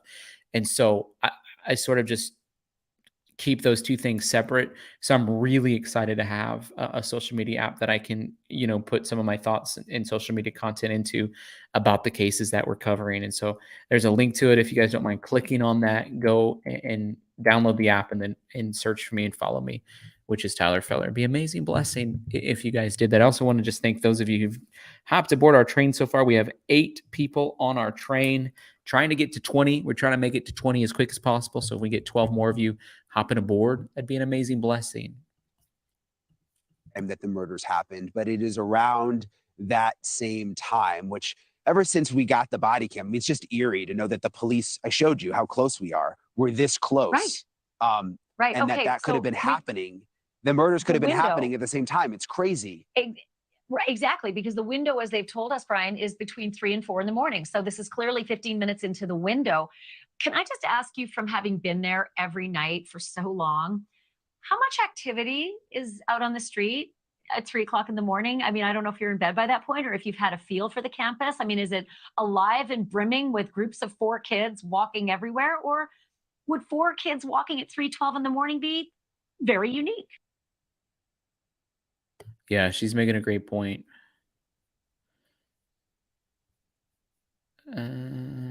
Getting ready for Banfield.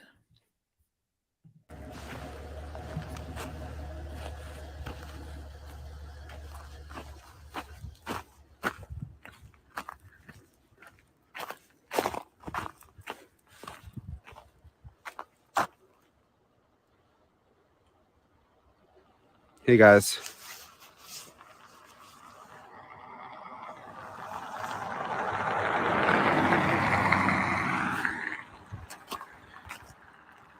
Just wanted to get on here real quick and say hi. We're getting ready for Banfield, which starts in about a half an hour. We're over here near, it's kind of interesting, Banfield is the show, Ashley Banfield, but this field over here is actually called Band Field, like BAND space field. This is where that body camera video, you guys have probably seen by now, the alcohol incident that was around the same time as the murders. It happened over here in Banfield. There's the Sigma Chi house. So on the show tonight, we're going to walk you through, because one of the things confusing about the body camera video is like sort of the perspective of where it happened and how close it was to the house where the murders were. So we're going to kind of walk you through and explain it all tonight on the show.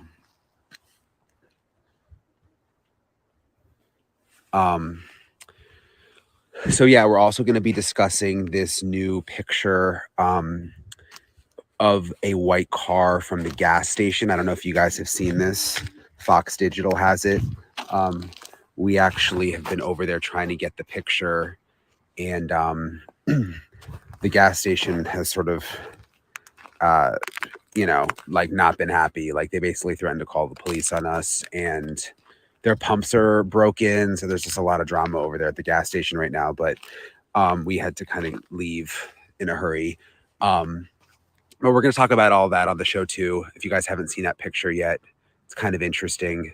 I mean, we don't know that it's the same white car that they're looking for, the Hyundai Elantra, but it was spotted on the gas station camera around the same time as the murders. And so something possibly significant there. I mean, I think it's important also to keep some perspective with the white car and the Hyundai Elantra. Like, police haven't said that that's who they believe they don't believe the killer was in the car. Last we heard from police was that that car was just in the area, they believe, around the time of the murders, and they just think the people in the car may have seen something significant and not even realize that it was important. So I mean, it's really all we have to go on right now. So we continue to tell people to, call the tip line if they see a Hyundai Elantra around those years. I can't remember off the top of my head. It was around 2011 model. But again, we still don't really know the significance of it.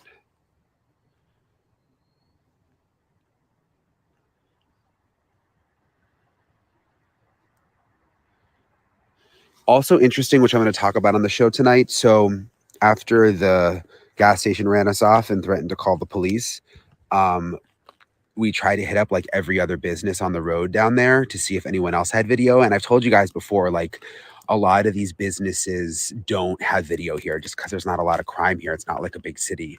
So a lot of the businesses didn't have video. There was this one, I think it was like a vape shop. And I'm going to talk about this on the show, but they had cameras facing the road, not far from where the gas station was. And they told me that the police came in 9 days after the murders asking them for video, but that their cameras delete the video every week. So they were like 1 or 2 days late and they didn't have the video anymore, which was kind of disappointing to hear.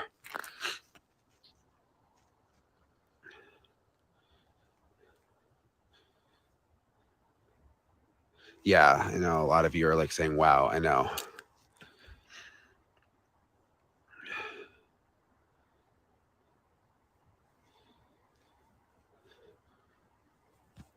Granted, like these businesses aren't right here near the house.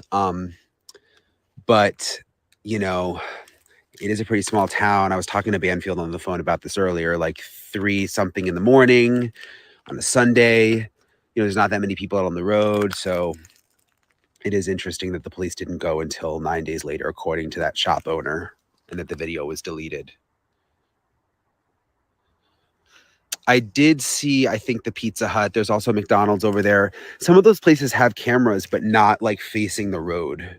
I mean, we went to as many as we could. We spent a bunch of time over there. Yeah, I'm going on the news in like 30 minutes.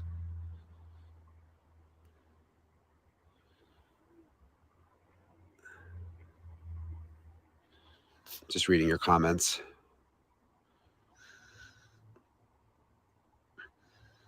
Wasn't FBI involved in day one? So they didn't give specifics. There was a new video today released by one of the...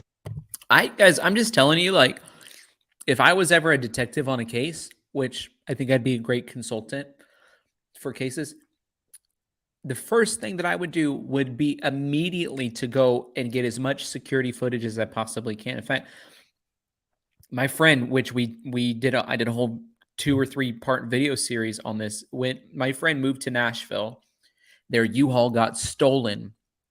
Law enforcement totally understaffed in the city of Nashville where I live. And so they weren't able to get down to the bottom of every single thing that took place.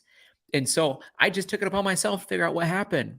And I went and I got security cam footage from the church across the street, from Five Guys, the burger place, from the apartment complex.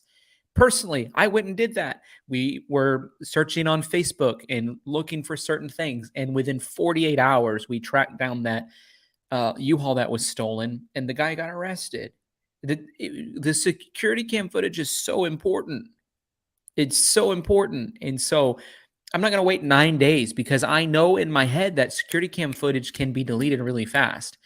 So I lost sleep on behalf of my friend. I'm like, you know what? We're going to have to work really hard. We don't even have really time right now to focus on taking care of our immediate needs of food and things. We'll grab and go because we need to get down to the bottom of what happened. So let's work hard really fast to try to solve what's happening and get security cam footage before they could possibly disappear. And we did it, and we worked really hard. And I had to convince companies to give me footage when they didn't want to because they're like, well, we don't have to do that. I tried to convince Walmart to give me footage. The local news went with me to Walmart to get the footage because they were filming me solve the case. And I got kicked out of Walmart. They didn't like what we were doing. But because I had a receipt, we had a receipt from the individual that made a purchase. And so we wanted to figure out who the individual was. And so I knew if we could figure out on the security footage who it was, we'd have a person. I had a security cam footage of the person, so I kind of knew what he looked like. So we got down to the bottom of it. The guy was arrested. I went to the court date and, watched everything take place. Hey, Marie, thank you for that. What an amazing blessing, Lanny. Thank you for hopping aboard. Appreciate that. You said, Tyler, I wish you were lead detective on this case. Yeah, wouldn't that be great if I was? By the way, that takes us to 11 out of 20 on our super chat train. 9 more, guys. Can we get 9 more of you in the next 9 minutes to hop aboard? Really simple, really easy. It would be an amazing blessing if you did that. So, the police captains, he said they first called Idaho State Police, but that FBI were involved very early on too. So if anybody sends a super chat over $55, I'll send you one of my books called Don't Stop, and I'll send you whatever flavor of coffee you want, either peppermint mocha or blueberry pancake. Hey, Doctora Latina, you said young people are tech savvy and law, and that's the thing too. Like, I've been in these situations with, I know I haven't read your whole sentence yet, so I don't know about what you're going to say. But from my perspective, sometimes law enforcement are incapable of efficiently working through technology because there was a learning curve that they didn't totally hop aboard on. And so what took me literally, and the guy working at the apartment complex where I got the security cam footage was younger than me. He just didn't know how to work the system. And I'm like, bro, I can work the system. He's like, oh, you know how to work the security cam system? I'm like, yeah. I had no idea how to work it.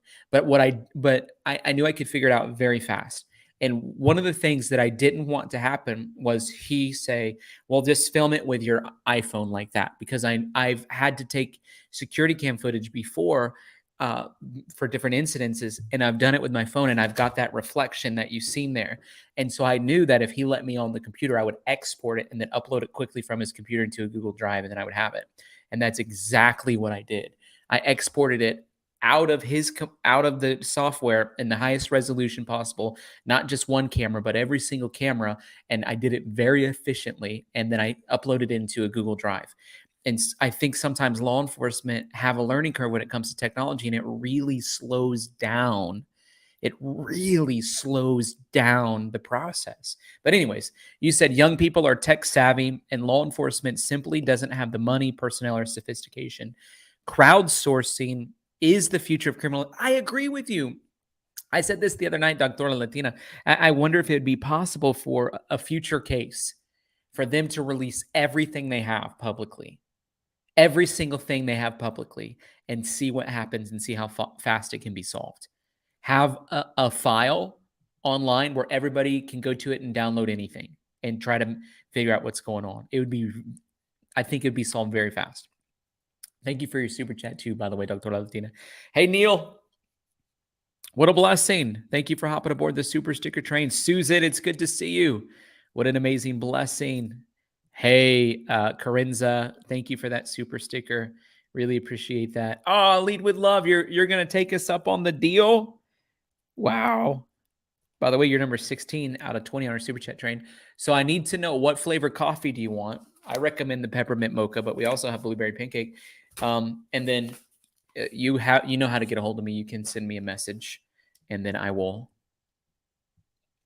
send me your address and I'll mail it to you. And I'm going to mail out coffee tomorrow. So if you guys are wanting to order coffee, tonight would be a great night to do it.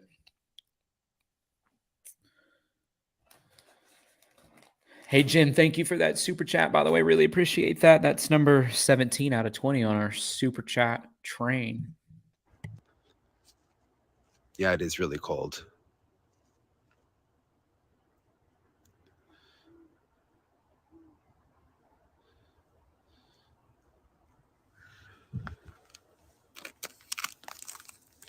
There's Sigma Chi there, as you'd be asking. So like that's Sigma Chi where the party was. And then the house where the murder happened. This is Taylor Street or Taylor Road. I can't remember if it's street or road. And the house where the murders happened is right up there. We're going to explain all that on the show though tonight. So hopefully you guys can watch. So the Elantra lead, no, we don't know where it came from. We know that it's not related to the body camera video. Police did say that, but we don't know where the lead came from. Came from the gas station, apparently. Hey, Doctora Latina, you said they need to develop a public think tank of tech-savvy but well-vetted volunteers who sign a confidentiality agreement, who are cleared in a criminal background check. This group could contribute in unique ways. I agree with that.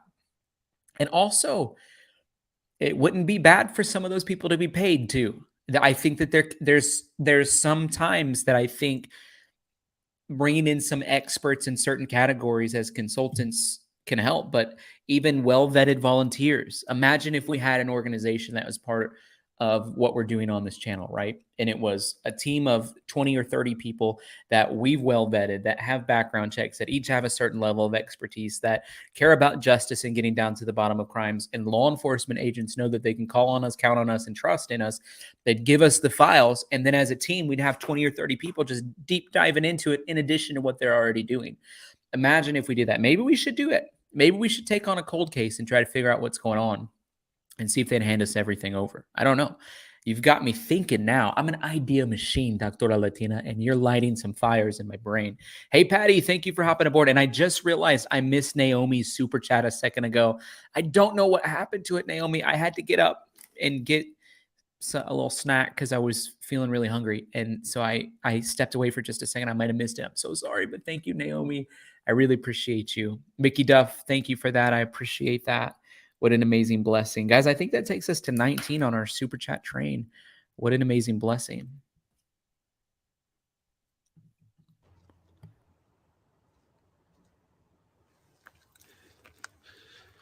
I know. I really hope that they find the person soon. Also, really feel for the families. I spoke to so the Gonzalez family hired an attorney to sort of help them navigate all of this. And I did an interview with him today. We're going to play more of that on Banfield, also on News Nation, coming up soon. But basically, you know, they had a meeting yesterday with police, just hoping to have better communication between the families and police about, you know, the latest. They're not really learning any more than we are, though, in terms of what police actually know.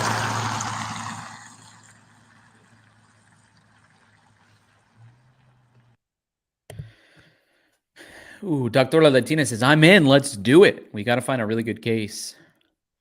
But yeah, I mean, after this case simmers down.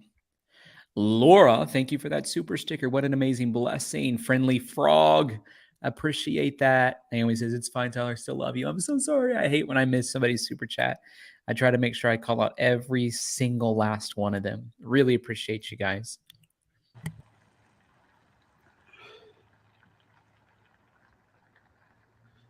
How has the community responded to all the media? You know, people are really friendly here, to be honest. Like, I've done some stories other places where like people just really don't like the media, but people have been really, really friendly here overall.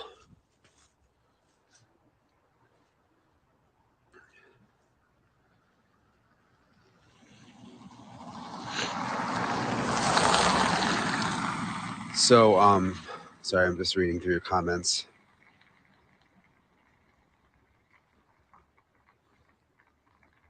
A lot of you asking if I'm scared being here. I mean, honestly, I'm not scared, but that's just kind of my personality. Like when I'm in work mode, I don't really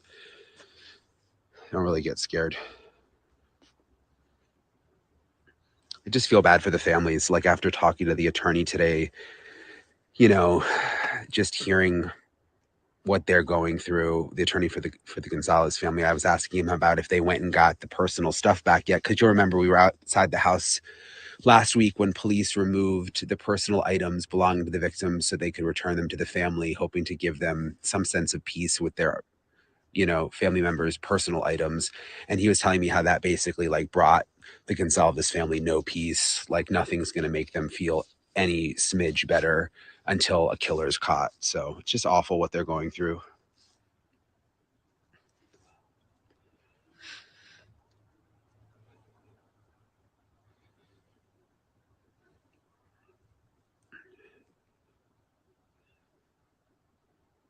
What's the vibe in the community a month later? So it's really quiet because there was graduation over the weekend, and then finals are mostly online because they're letting the students finish up online because so many people were nervous to come back since there's been no one arrested.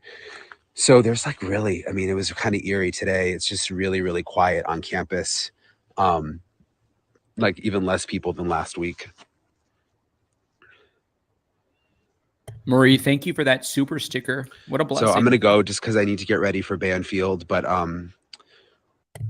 he's going. He needs to get ready for Banfield. Yeah, it's man. Let's see if he posted anything since we've been snooping on his Twitter page. Nothing new. Okay. Golly, guys. Since I'm on Twitter, I'll just show you my message I sent to Jennifer Coffindaffer. I said, DNA possibly if a hair dislodged. Oh, whoops. I asked the question. Hey, Jennifer, if the murderer was fully clothed, including full gloves and face mask, would it be possible for him to still leave DNA? And she said, DNA possibly if a hair dislodged or if one of his victims scratched his eyes. More likely, he could have left behind trace evidence such as fibers from his clothing, gloves, or mask. I said, okay, interesting, thank you. And she said, you bet, don't give up on me. And what she means is, well, we've extended an invitation for her to come on the show, and we're just trying to get that scheduled.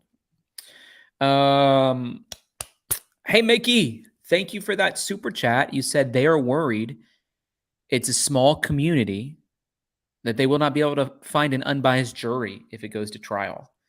Maybe why they're holding back information. That's a great point. I mean, you're right. That's what the Lake Tahoe County prosecutor said. That's why they're withholding some information. But at the end of the day, I'm more concerned about them finding a killer on the loose as well. So there's a nuance there that I'm sure needs to be walked, but I don't, I get what you're saying. I know I've read the article you're talking about as well, but my gosh. Very, very frustrating because I want information to be released personally. Hey, OA Music, thank you for that super sticker. What a blessing. Really appreciate it.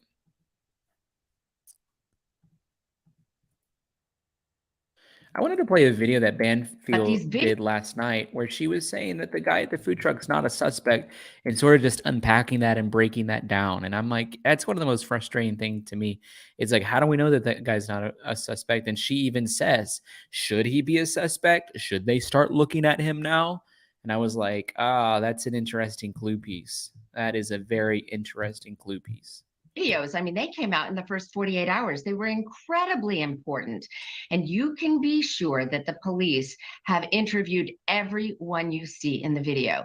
Hopefully these people, as soon as the food truck video came forward, called the police, went down and talked to them about everything they saw and remembered and tried to assist. White hoodie guy was among them. So when we go through it frame by frame, and it's worth doing, but let's remember the police have done this as well. I see a guy who's trying to up his game, picking up girls outside a food truck, down the road from the nightclub. That's what this lady's saying, that the food truck guy with the red swoosh and the hood that was clearly stalking these girls is there because he's trying to pick them up. You tell me if that thought ever crossed your mind as we've processed this footage 700,000 times. And we've watched every single footstep that he's taken. We've zoomed in on his shoes to figure out the exact color of the Nike swoosh. We've talked about how the hat was.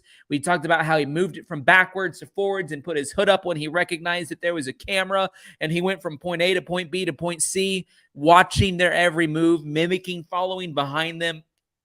You tell me, if for 1 second you had a thought in your mind that he's trying to pick them up, how many guys try to pick up girls without saying anything to them?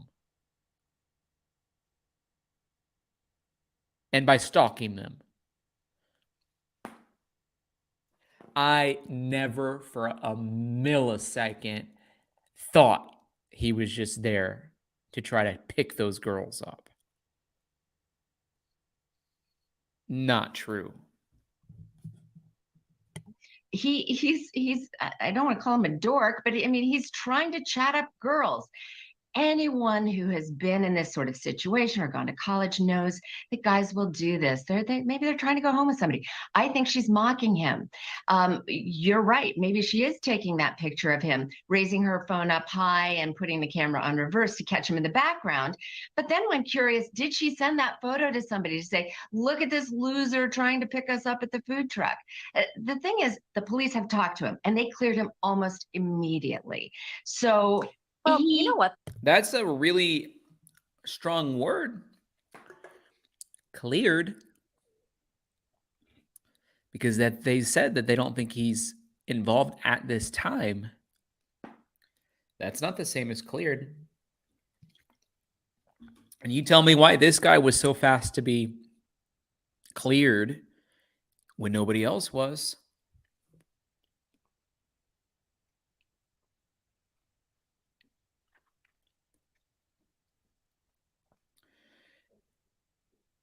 I mean, the ex-boyfriend hasn't been cleared. Jeremy Reagan, the law student, hasn't been cleared.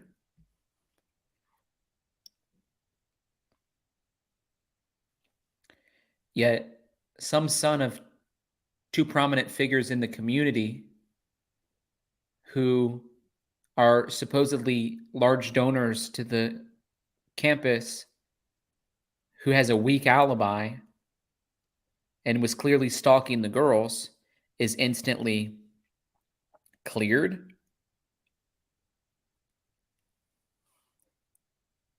Okay, Kylie Rodney case 2.0.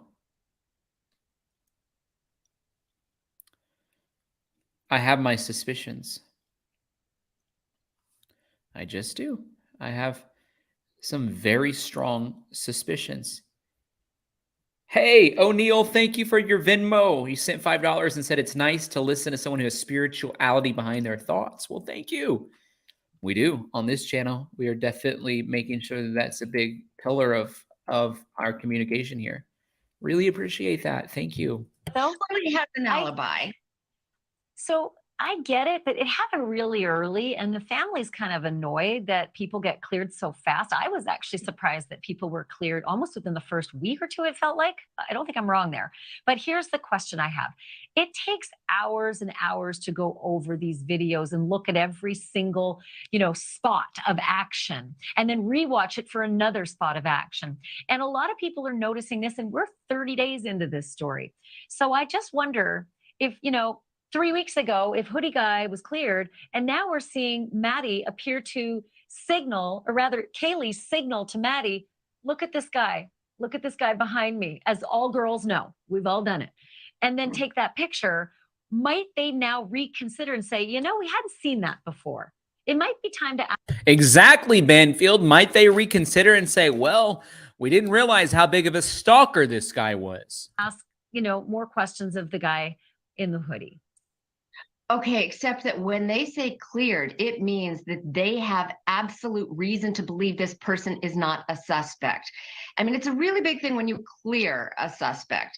Now, let's agree. Sometimes they're watching somebody and they put them on the cleared list because they want to watch what they do to see if they implicate themselves further. But for the most part, they don't say someone's cleared unless they have verified, validated an alibi. And they know that person. Go ahead. If there is a homicidal maniac out on the street who's prepared to jam a knife into 4 kids while they sleep, I would expect that the police would not say, nothing to see here, everybody's been cleared, so that they could just watch him. I get why they do that. I get that they want suspects to put their guard down, but I don't think they should be allowing the people of Moscow, Idaho to put their guard down because they think that guy has been cleared. Police do operate in different ways. I do want you to see one other thing before I run out of time, and then we can talk about all of it. There's another video after after Maddie leaning over and kind of looking to say something or yell something at the guy in the hoodie. If we roll that video right after she does that, Maddie points towards the street. Let's go full with that video so Casey can see it really well. If we go full up with that video, she points off camera towards the street, and it looks like she's trying to get her girlfriend's attention. She wants Kaylee to look, and then eventually Kaylee does kind of look up for her phone and look off. It's possible that's the ride that was taking them home. But I do think it's curious that they both acknowledge something happening off camera behind the food truck. What do you see there? I think that they are about to get into their ride home. Here's the thing. This lady doesn't want to answer this question. I think they're about getting their ride home. Here's the thing. And she goes back to the previous question that Banfield basically was done having the conversation with her about.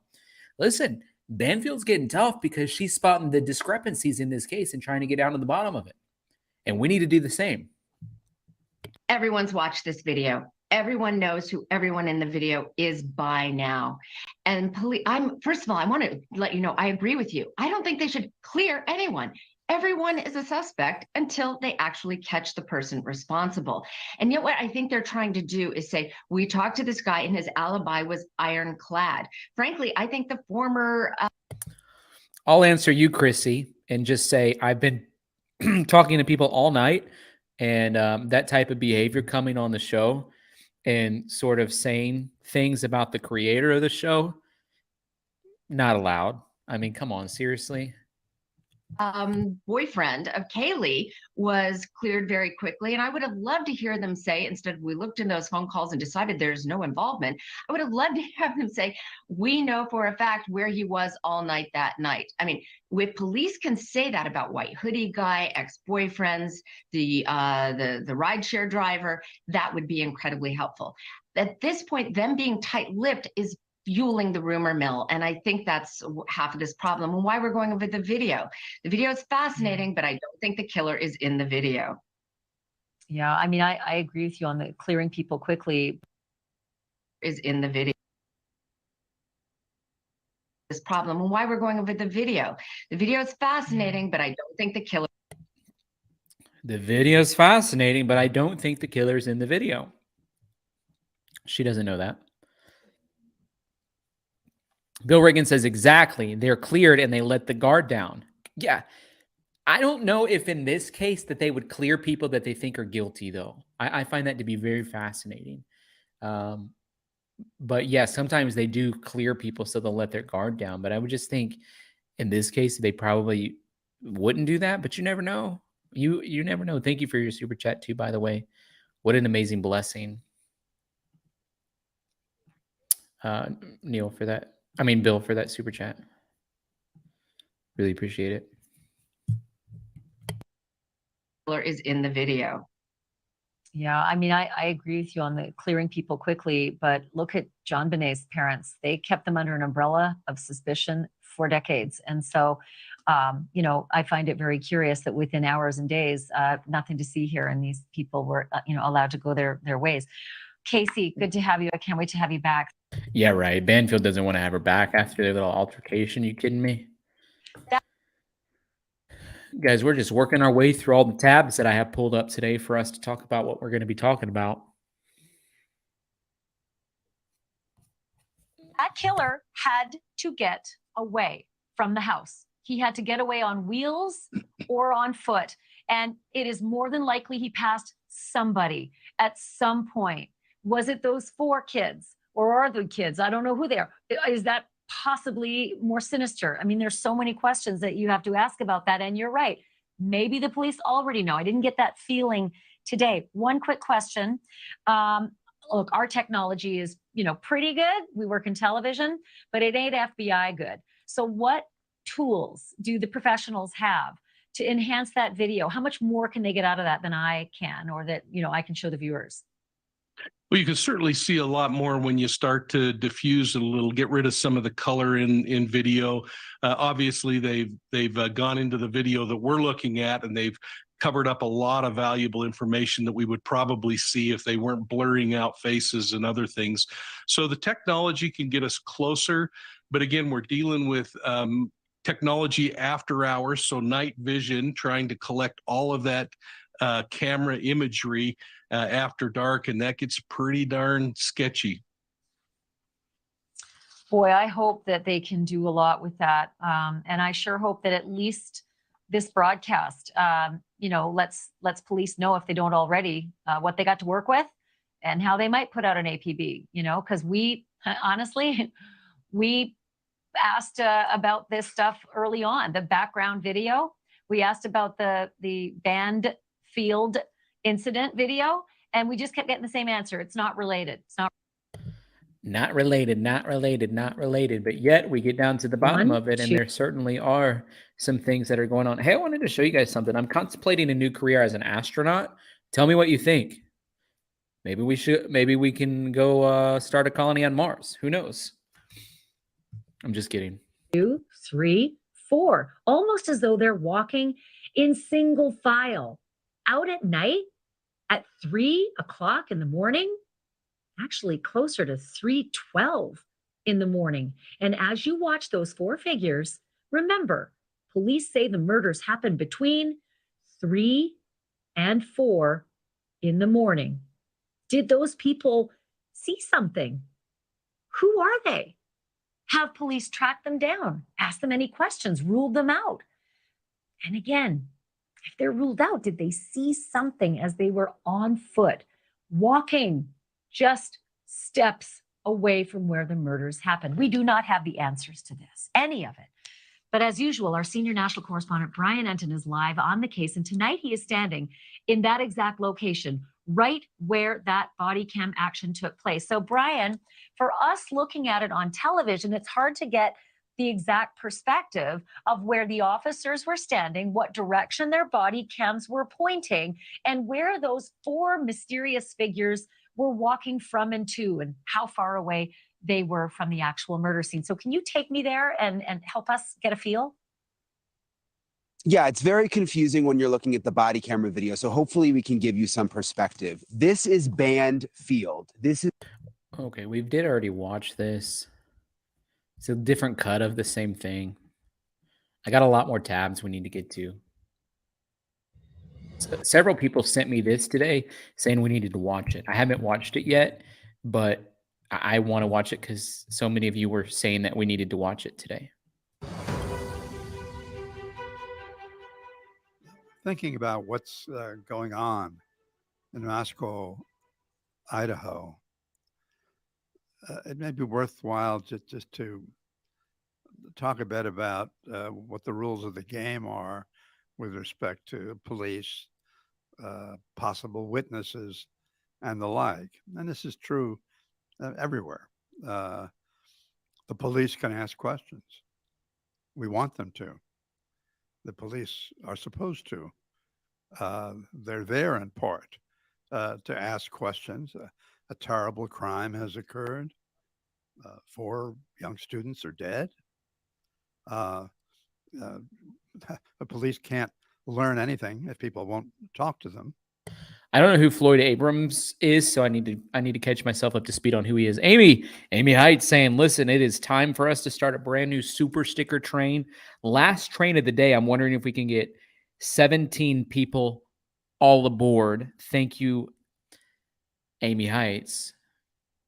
Hey, Allison, you said, sorry, I'm slow hopping on the train. My bank network is having issues. Oh my gosh. Well, that's really terrible. You said, I've been obsessing over this case and my original theories are changing. Allison, I'm very curious in your theories.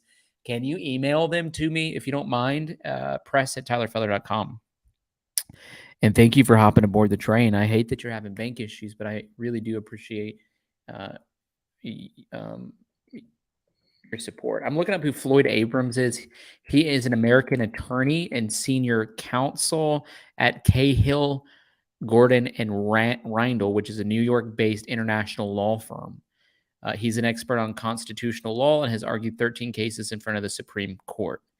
He is 86 years old, and he got his bachelor's degree from Cornell and Yale. He got his Juris Doctor from Yale, which is the degree that allows you to become an attorney.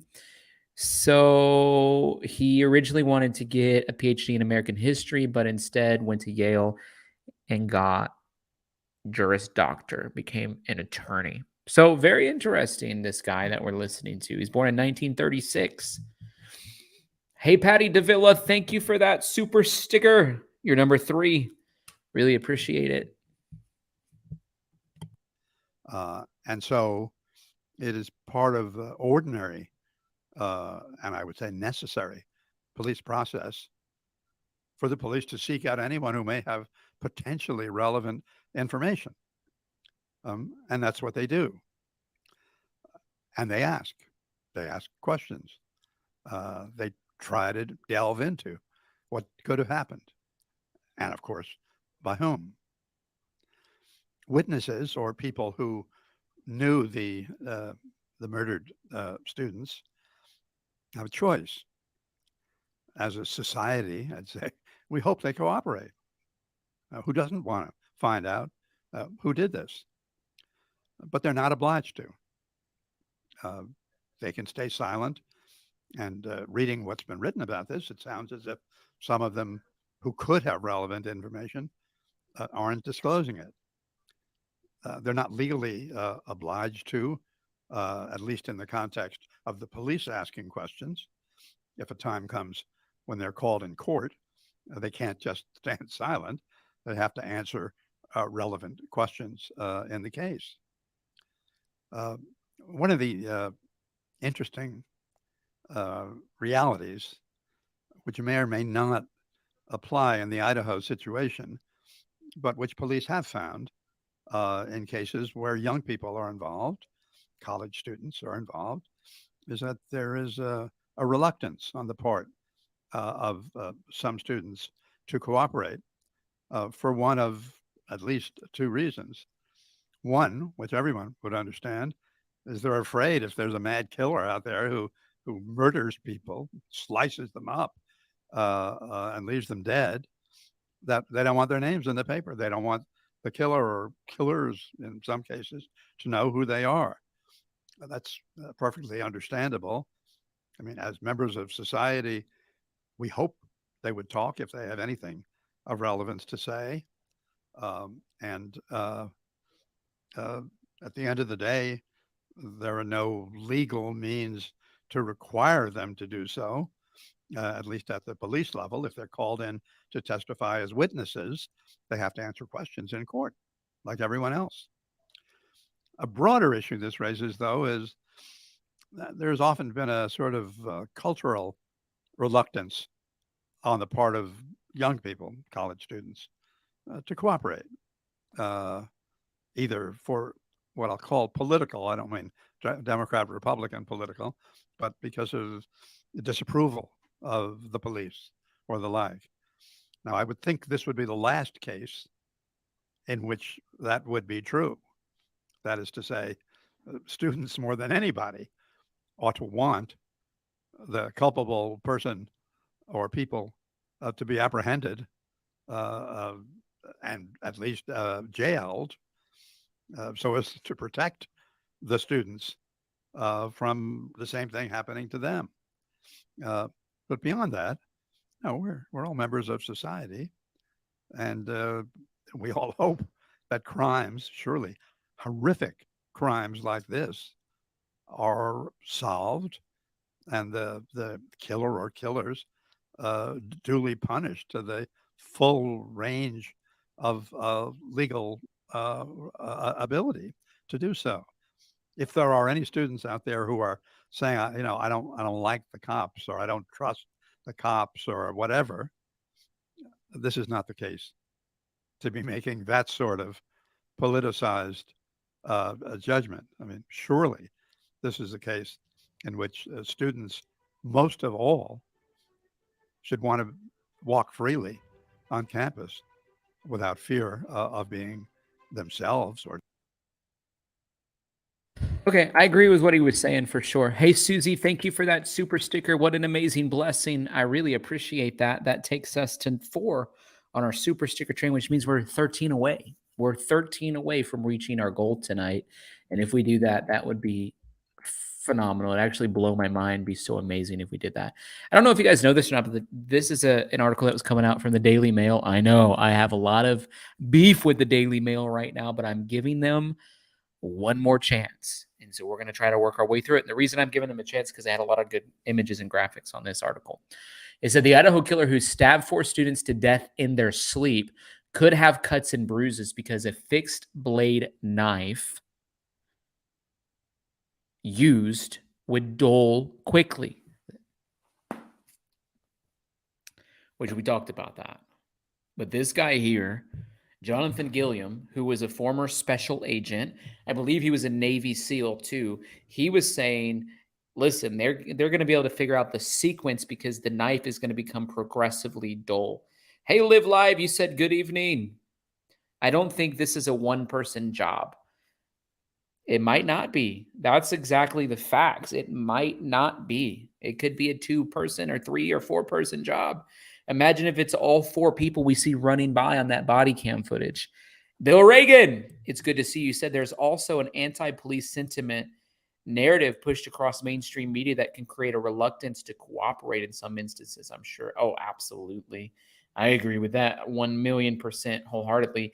And from what I know about Moscow, there's a lot of political disagreements right now that could lead to some of that reluctance. Naomi, thank you for that super sticker. What an amazing blessing. I really appreciate that. Guys, that takes us to 7 out of 17, which means we're just 10 away. And also, guys, I want to let you know, as soon as we're done with this stream on this channel, I've been slowly reading my book that I wrote, Don't Stop, on my second channel. So as soon as we're done with this stream, I'm going to go over to my other channel and read the 6th chapter of my book.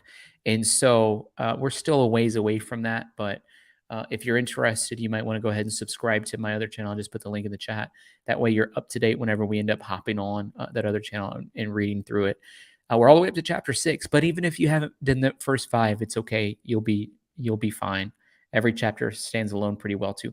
Lanny, thank you for that super chat. Really appreciate that. That's number 8. What a blessing. There's a knife right there. Oh, I know what I wanted to do. I wanted to look up 802 Troy Road. 802 Troy Road, Moscow, Idaho, 21122 King Road. Because that's going to tell us exactly how far. Okay. So this is where the house is right here, 1122 King Road. And then it's weird that you go from King Road to Queen Road, right? That is very interesting. But so they would have had to drive down Taylor Avenue and then onto Highway 95 and then down Steinert Avenue to drive past this gas station. Or they would have, oh, no. They would have went, they probably would have went this way. They would have came down here to Highway 95, made a left, and then made a right on this other highway, Highway 8. So this is the gas station where that white Hyundai Elantra footage was coming from.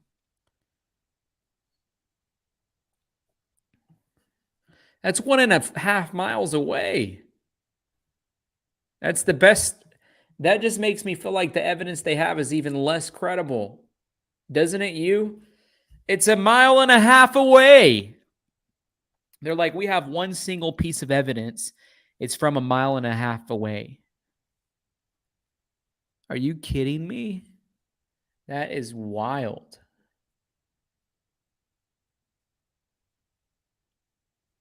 I'm pretty frustrated about it, actually.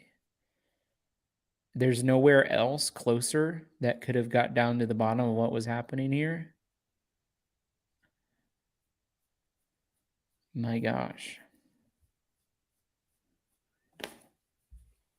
Let's see what else is on the way. Oh my gosh, I didn't mean to do that. It doesn't really matter, I guess. Well, it kind of matters. Just bring it.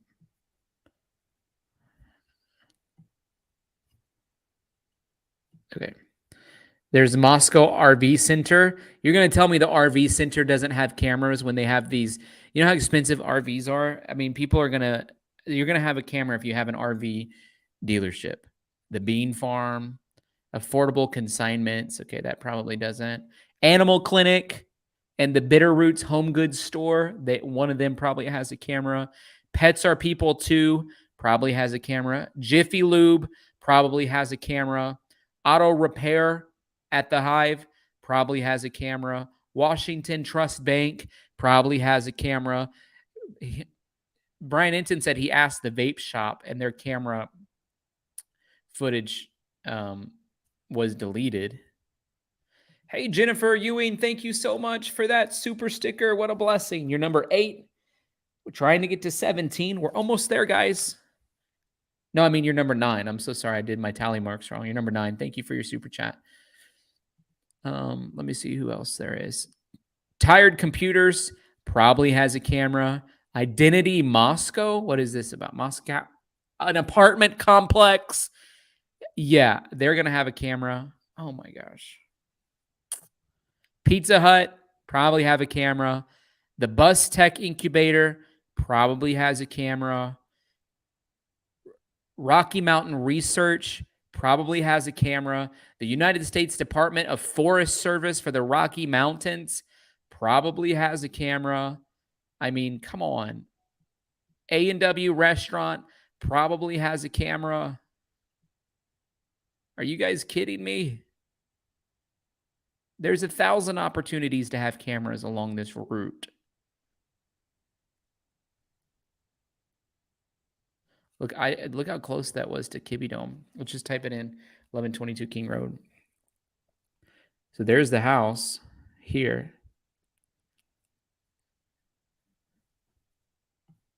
There's Sigma Chi there.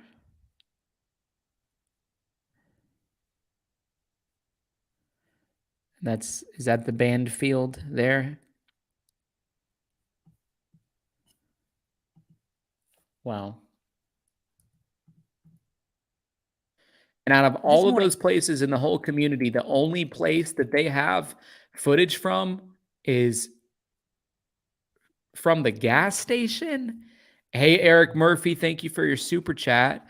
You said the gas station photo is of a Prius, not an Elantra. You're probably right, because we can't tell because it's so darn blurry.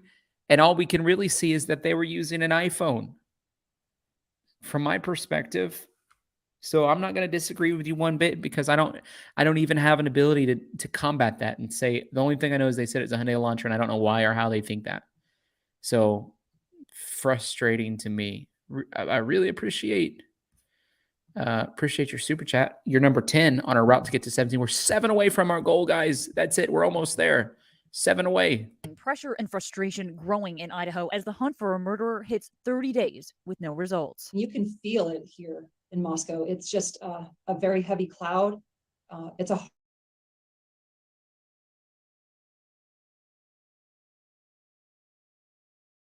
white Hyundai Elantra seen in the immediate area in the early morning hours of November 13th.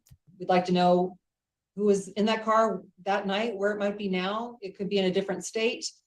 We have resources across the country that are ready to jump on in any information we can provide on that and follow those leads and talk to whoever is in that car. Local businesses heeding the call, turning over surveillance video, anything that might help. They said that ours was actually one of the best, like clearest. They could see clear across to the other side of the road. So they were kind of hopeful when they did get that footage. They said that ours was actually one of the best, like clearest. They could see clear across to the other side of the road. So they were kind of hopeful when they did get. It's very interesting what she's saying right here. Very interesting. Get that footage. With new details, authorities re-interviewing residents, bringing back memories. Do they have those reports of a scream that was heard? They're aware of people talking about that happening. And of course, they're looking into that type of thing.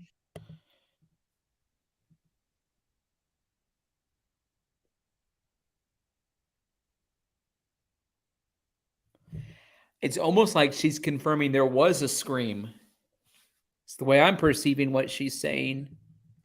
Every bit of information that comes in, they're looking into. The university preparing to close for winter break after holding commencement ceremonies over the weekend, honoring Xana Kernodle, Ethan Chapin, Madison Mogan, and Kaylee Gonzalez, who was set to graduate. Instead, her father Steve, desperate for answers and pleading with authorities to find the person and the weapon responsible. This was a brutal weapon.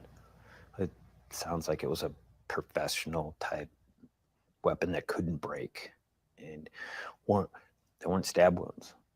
You know, they were like large punctures. So there it is, guys. It's the dad. We're hearing him say it. They were trying to refute it. Other people the other day were like, he didn't say that. It's like clear as day. He's saying it again right here. It wasn't stab wounds. It was large punctures. It was tears. Man, that is heartbreaking to have to hear a father say that. Absolutely heartbreaking. Stab wounds. You know, they were like large punctures.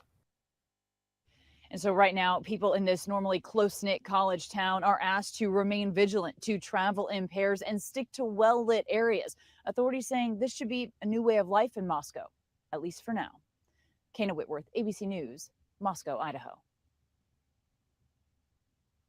ABC News, Moscow, Idaho. Hey guys, I just want to say this because a lot of people keep sending me this or commenting in the chat that I need to check into it. This stuff that's happening on the 4chan, whatever baloney thing, I think that's all fake news. Like I don't want to spend time diving into it. There's plenty of other channels talking about the theories that are coming forth from 4chan. I personally, I just don't, it just didn't set in my spirit the right way. And I think it's a distraction, and I just don't want to. It's just not something we're going to do on this channel. We're not going to dive into it personally. There's plenty of other channels covering it. Feel free to listen to what they have to say about it. Hey, Diane, thank you for that super sticker. What an amazing blessing. You're number 11, which means we're just 6 away. Can we get 6 more of you in the next 6 minutes to hop aboard our super sticker train? That would be an amazing blessing. Hey, Allison, thank you so much. Really appreciate that. What an amazing blessing. You're number 12.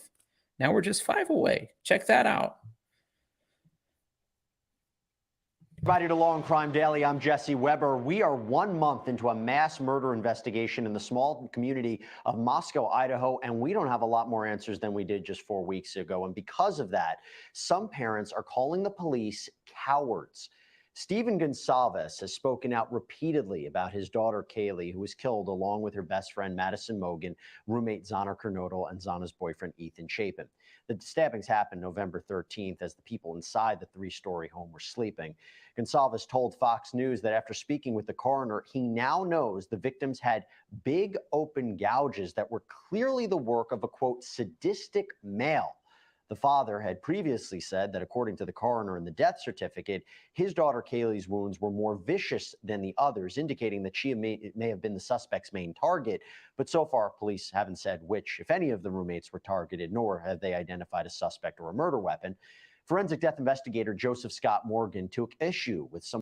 How is Joseph Scott Morgan having enough time to make it through finals week at the university that he's a professor at and still produce a daily podcast on his own and appear on literally every single television show possible? Law and Crime Daily, Court TV, News Nation, Dr. Phil. Tell me how one man has that much time, plus to keep up to date with all of the specifics during finals week. Hey, Susie, thank you for your super chat. Yes, I did get your email. Interesting theory. Interesting theory. Thank you for sharing it with me. I enjoy reading people's theories on this case because I don't know for sure what it is that I think happened. Hey, Heidi, thank you for that super chat. Blessed in Texas. I really appreciate that. Thank you for hopping aboard. Naomi says, I think Jesus has to take the wheel. Couldn't agree more. Me, you, and Carrie Underwood all think the same way. Thank you so much, Naomi, for that. And by the way, that takes us just 1 super chat away from hitting our goal. Amazing blessing. Thank you, guys. And just like that, bada bing, bada bill. Bill Reagan coming in hot. He says, demonizing police can mess up the investigation. Yeah. I mean, it's very possible. We need to be careful what we're saying about the police. And Steve Gonsalves needs to be very careful about what he's saying. But I understand, too, he's in a very frustrating position as a father. And I don't blame him necessarily for what he's doing. Some of the information that's coming from Mr. Gonsalves. How does he assess that these injuries are different? Did he see this other victim's body? Was he the one drawing this conclusion? I doubt that that's the case. So is he saying that the coroner sat there and said, your child's injuries are so much more worse than any other victim? That's what I have a real problem with here. First off, I don't know how accurate that is. And secondly, and I think bigger, it's very disrespectful to these other victims. Very disrespectful to these victims and their families to say this. right now, we don't know what the status of the injuries are. It's been very nonspecific relative to defensive injuries, who sustained the defensive injuries, what the location of these so-called defensive injuries are, that sort of thing. So, you know, right now we're just kind of getting snatches from him, and I don't know the genesis of the information he is relating. A former Moscow police captain spoke with the Daily Mail defending his old department and their investigation. Paul Kwiatkowski said, quote, "Why they were targeted, nobody knows yet. That involves deciphering all the digital data, and they're going to have to go through. But you have 20 people looking at tens of thousands of pieces of information. That will lead them to something, but it's going to take time. If it was my daughter, yeah, I'd want to know right now, but this is a tough case. The Moscow police are doing their best work right now." Kwiatkowski retired in 2018. Now, there's certainly a lot of ground to cover when any little suggestion could mean a breakthrough in the case. And in their latest update, Moscow police said that they are poring over thousands of clues. Over the weekend, investigators have sorted through and prioritized numerous tips. Some are tips that came in earlier and we've been working on. Other tips are new and are relevant. It's overwhelming sometimes with the amount of information that comes in on these tip lines. So our analysts have spent hours sorting through and trying to come up with the most relevant tips first for the investigators to follow up on. Co-host and public defender Brian Buckmeyer, as well as co-host and former trial attorney Terry Austin, join me now. It's good to see you both. Brian, I'll start with you. You think this could be a revenge killing? I mean, should the investigation focus on that angle right now?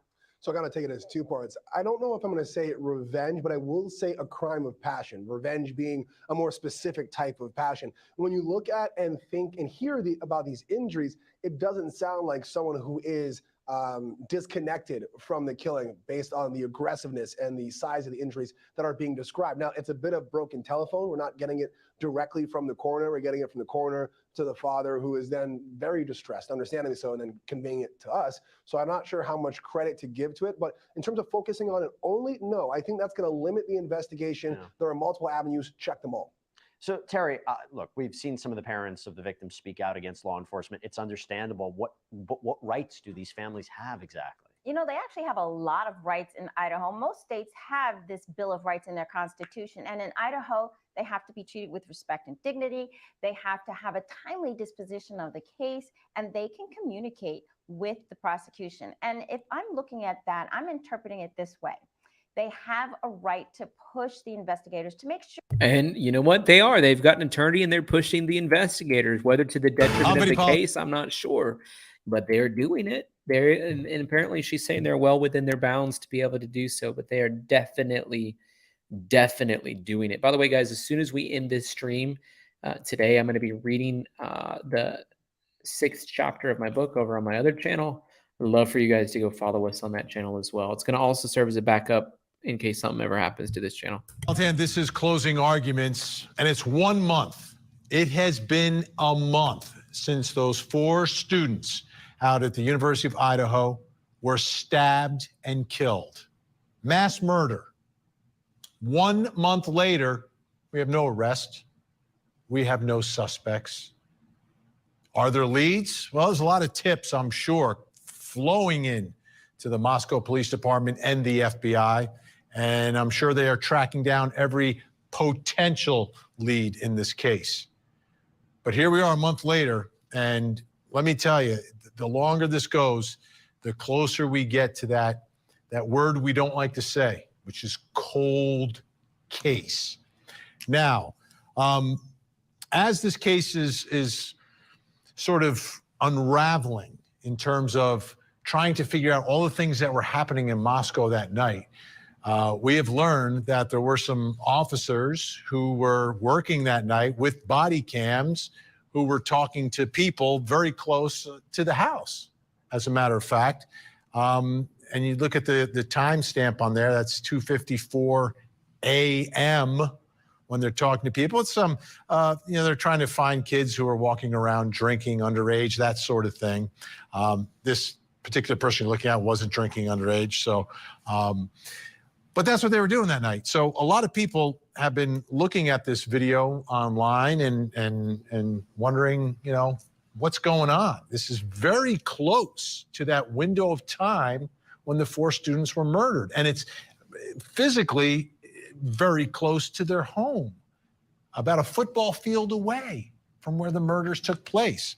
So I'm going to show you a piece of that body cam footage right now. It's a short piece. So take a look.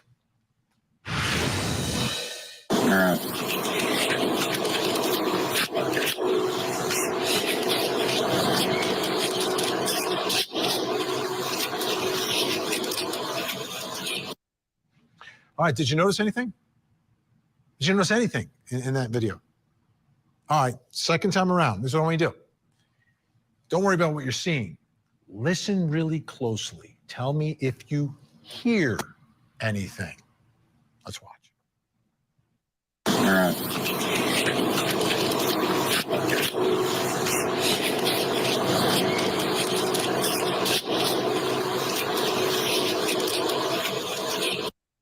Do any of you guys hear anything?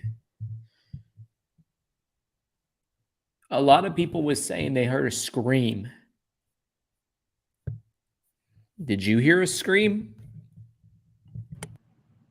I'm leaning in. Even though it's right here, I'm like leaning in. Okay.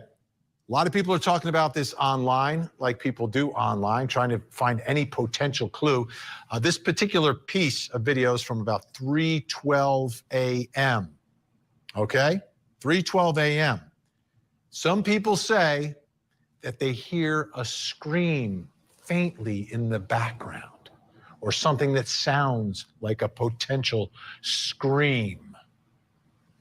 Take another listen. And pay attention to the video because we're going to show you when this alleged sound is heard. Let's watch.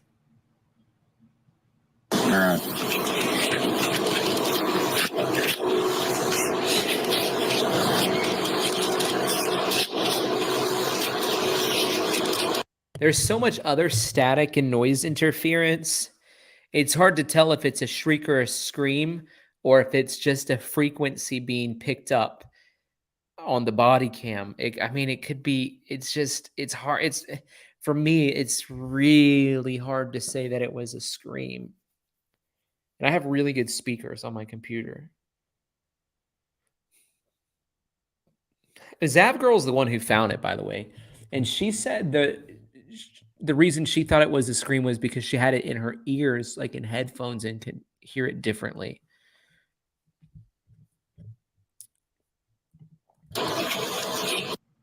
Did you hear it? When the waves went red? It's fast. It's super fast and it's super faint. Is that the scream? If so, 3:12. That would be huge for investigators, if that's what it is. Because then you narrow that timeline of when this murder or murders took place, if that's a scream. Let me play it again. Here you go.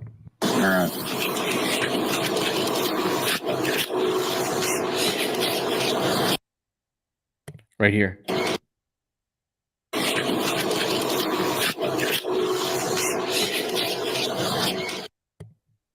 I hear it, but it's so quick. It's not even like a scream. It's like not even that fast. It's just like, it's just super. I mean, maybe if they're able to clean it up. If so, 3:12. That would be huge for investigators, if that's what it is. Because then you narrow that timeline of when this murder or murders took place, if that's a scream. Remember, they're about a football field away, body cams rolling, and some people are listening very, very closely to it. Let's bring in our think tank tonight. Joining us in Atlanta, Georgia, criminal defense attorney, former federal prosecutor, law professor at Texas Southern University, Michael Sterling is with us. In New York City, criminal defense attorney, former prosecutor, and certified domestic violence expert, Marie Pereira is with us. And in West Palm Beach, Florida, former police lieutenant, trial attorney Rick King. All right, Michael, Marie, Rick, great to have you with us. I'd rather live in West Palm. Together, one more time, I'm going to play it, okay? You guys listen closely. When the wavelength turns red, that's when this purported sound is heard by many people online. I heard it. I don't know exactly what it is, but let's do it right now.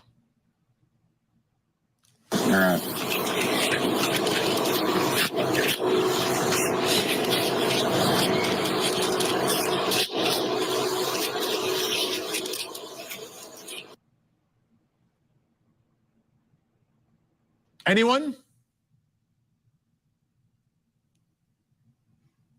No. I didn't hear anything. Let's do, can we do it one more time? One more time. It's really, really faint. Really faint. Could be, I don't know, a screech of a tire. It could be a scream. It could be an animal chirping. One more time.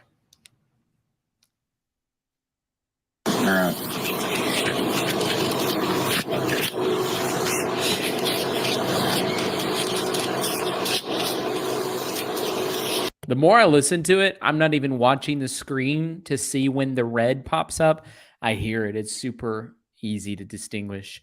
So like now I've listened to it 5 or 6 times. I'm like, yeah, I hear it super easily.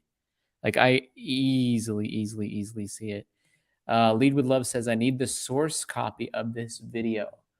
You know, Zav Girl has it on her channel. She put the full thing on there with very limited interruption, and the timestamp's like 3:12:40 seconds, around that time frame. Thank you for your super chat.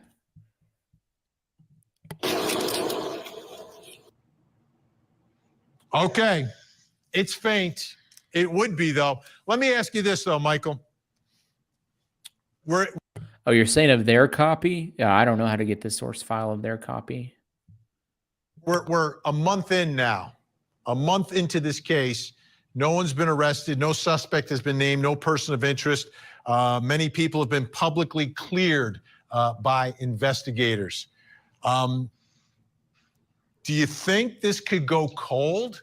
A case with this much attention, this many resources, including the FBI, could go cold on us? That's always a possibility, Vinny, especially with the amount of time that's passed by in this case. We don't see it happen as much present day because of the technological resources, the access to individuals via cell phone data, bank accounts, just the way that we're hyper connected in this world. We don't see that happen as frequently, so it's not as likely to happen, but it's always a possibility when this amount of time passes and there's been no person of interest named, you have no leading suspects, and you have very little to go on in terms of who committed this horrendous crime. So, you know, our hope is that it doesn't go cold, but that's always a possibility. Now, Marie, if in fact that was a scream, big presumption, but if it was a scream, do you think investigators would acknowledge that publicly? I think they would, but based on the audio that I heard, and my hearing is pretty direct, I didn't hear a scream. Not anything enough to connect a dot and to solve this mystery, no. I agree with her. It's so quick. A scream is not, it wasn't even that long. It was like, I can't even make a sound that is that short of a sound. What's the shortest sound you can make at that level?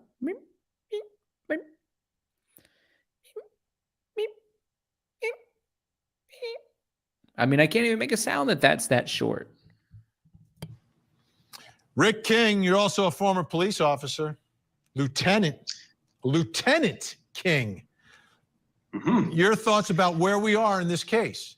I mean, obviously people online are picking apart any little piece of information that becomes public, like this body cam, right? But to me, this is around the time of the murders, and there are other points of the video where you hear other people in the background. that are very close. There's a lot of students moving around the campus 3 o'clock in the morning. Are you surprised that it's a month later with all these people walking around that there's a killer who has gotten away with this and there hasn't been an arrest and that there's not an eyewitness that saw someone speeding off or anything like that? Well, you can't be surprised at how things turn out. I mean, witnesses are, I used to have a lieutenant when I was just a young rookie police officer who would talk about fingerprints and say that a fingerprint is a chance impression. And so the chance that there's a witness there, the chance that there's that someone sees something, those are all things that happen just like that by chance. I'm not totally convinced that the police or the FBI don't have some information that they're just not letting go just yet.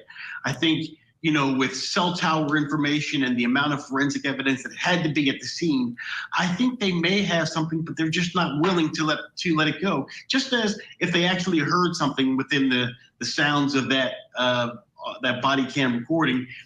It is hard to know if there were any sounds in that body cam recording. So, hey guys, also this painting that I've made right here, I put my heart and soul into it. If you're interested in purchasing it, or actually what we're doing is if you're interested in donating to our ministry, and it can be totally tax deductible, email me, press@tylerfeld.com. Hey, get me an offer. I can't refuse. Guys, what I'm going to do now is I'm going to go over to my other channel, my second channel, and we're going to switch gears. If you want to join us over there, I'm putting the link in the chat. I'm going to read a chapter 6 of my book over there. I also want to just take a second before we get off here and pray for you. I know that might be weird for some of you, but you've been with us for almost 3 hours. Would it be okay if I have just another 20 seconds of your time to pray for you? So, Father, in the name of Jesus, I thank you for every single person that you brought together on this stream. I pray just a hedge of your protection around them. Your word says that you've assigned angels to us. Lord, I just pray that you have double angel protection over people that are watching right now. And Lord, I pray that law enforcement will get down to the bottom of this case very soon, even before Christmas, and that the families will sense and be open to your closeness. So I bless every single person watching right now. In Jesus' name, amen. Hey guys, thank you so much for joining. Don't forget, click the link that I pinned in the chat. That'll take you to a brand new true crime app that we have. And then here's the second thing. I'm going over to my other channel right in this second, right now, and I'm going to be reading chapter 6 from my book. So really excited. 4x4, good to see you. You said, are you doing okay tonight? I'm doing all right. Thank you for asking. I'm going over to my second channel. Meet me there. I'll see you guys there.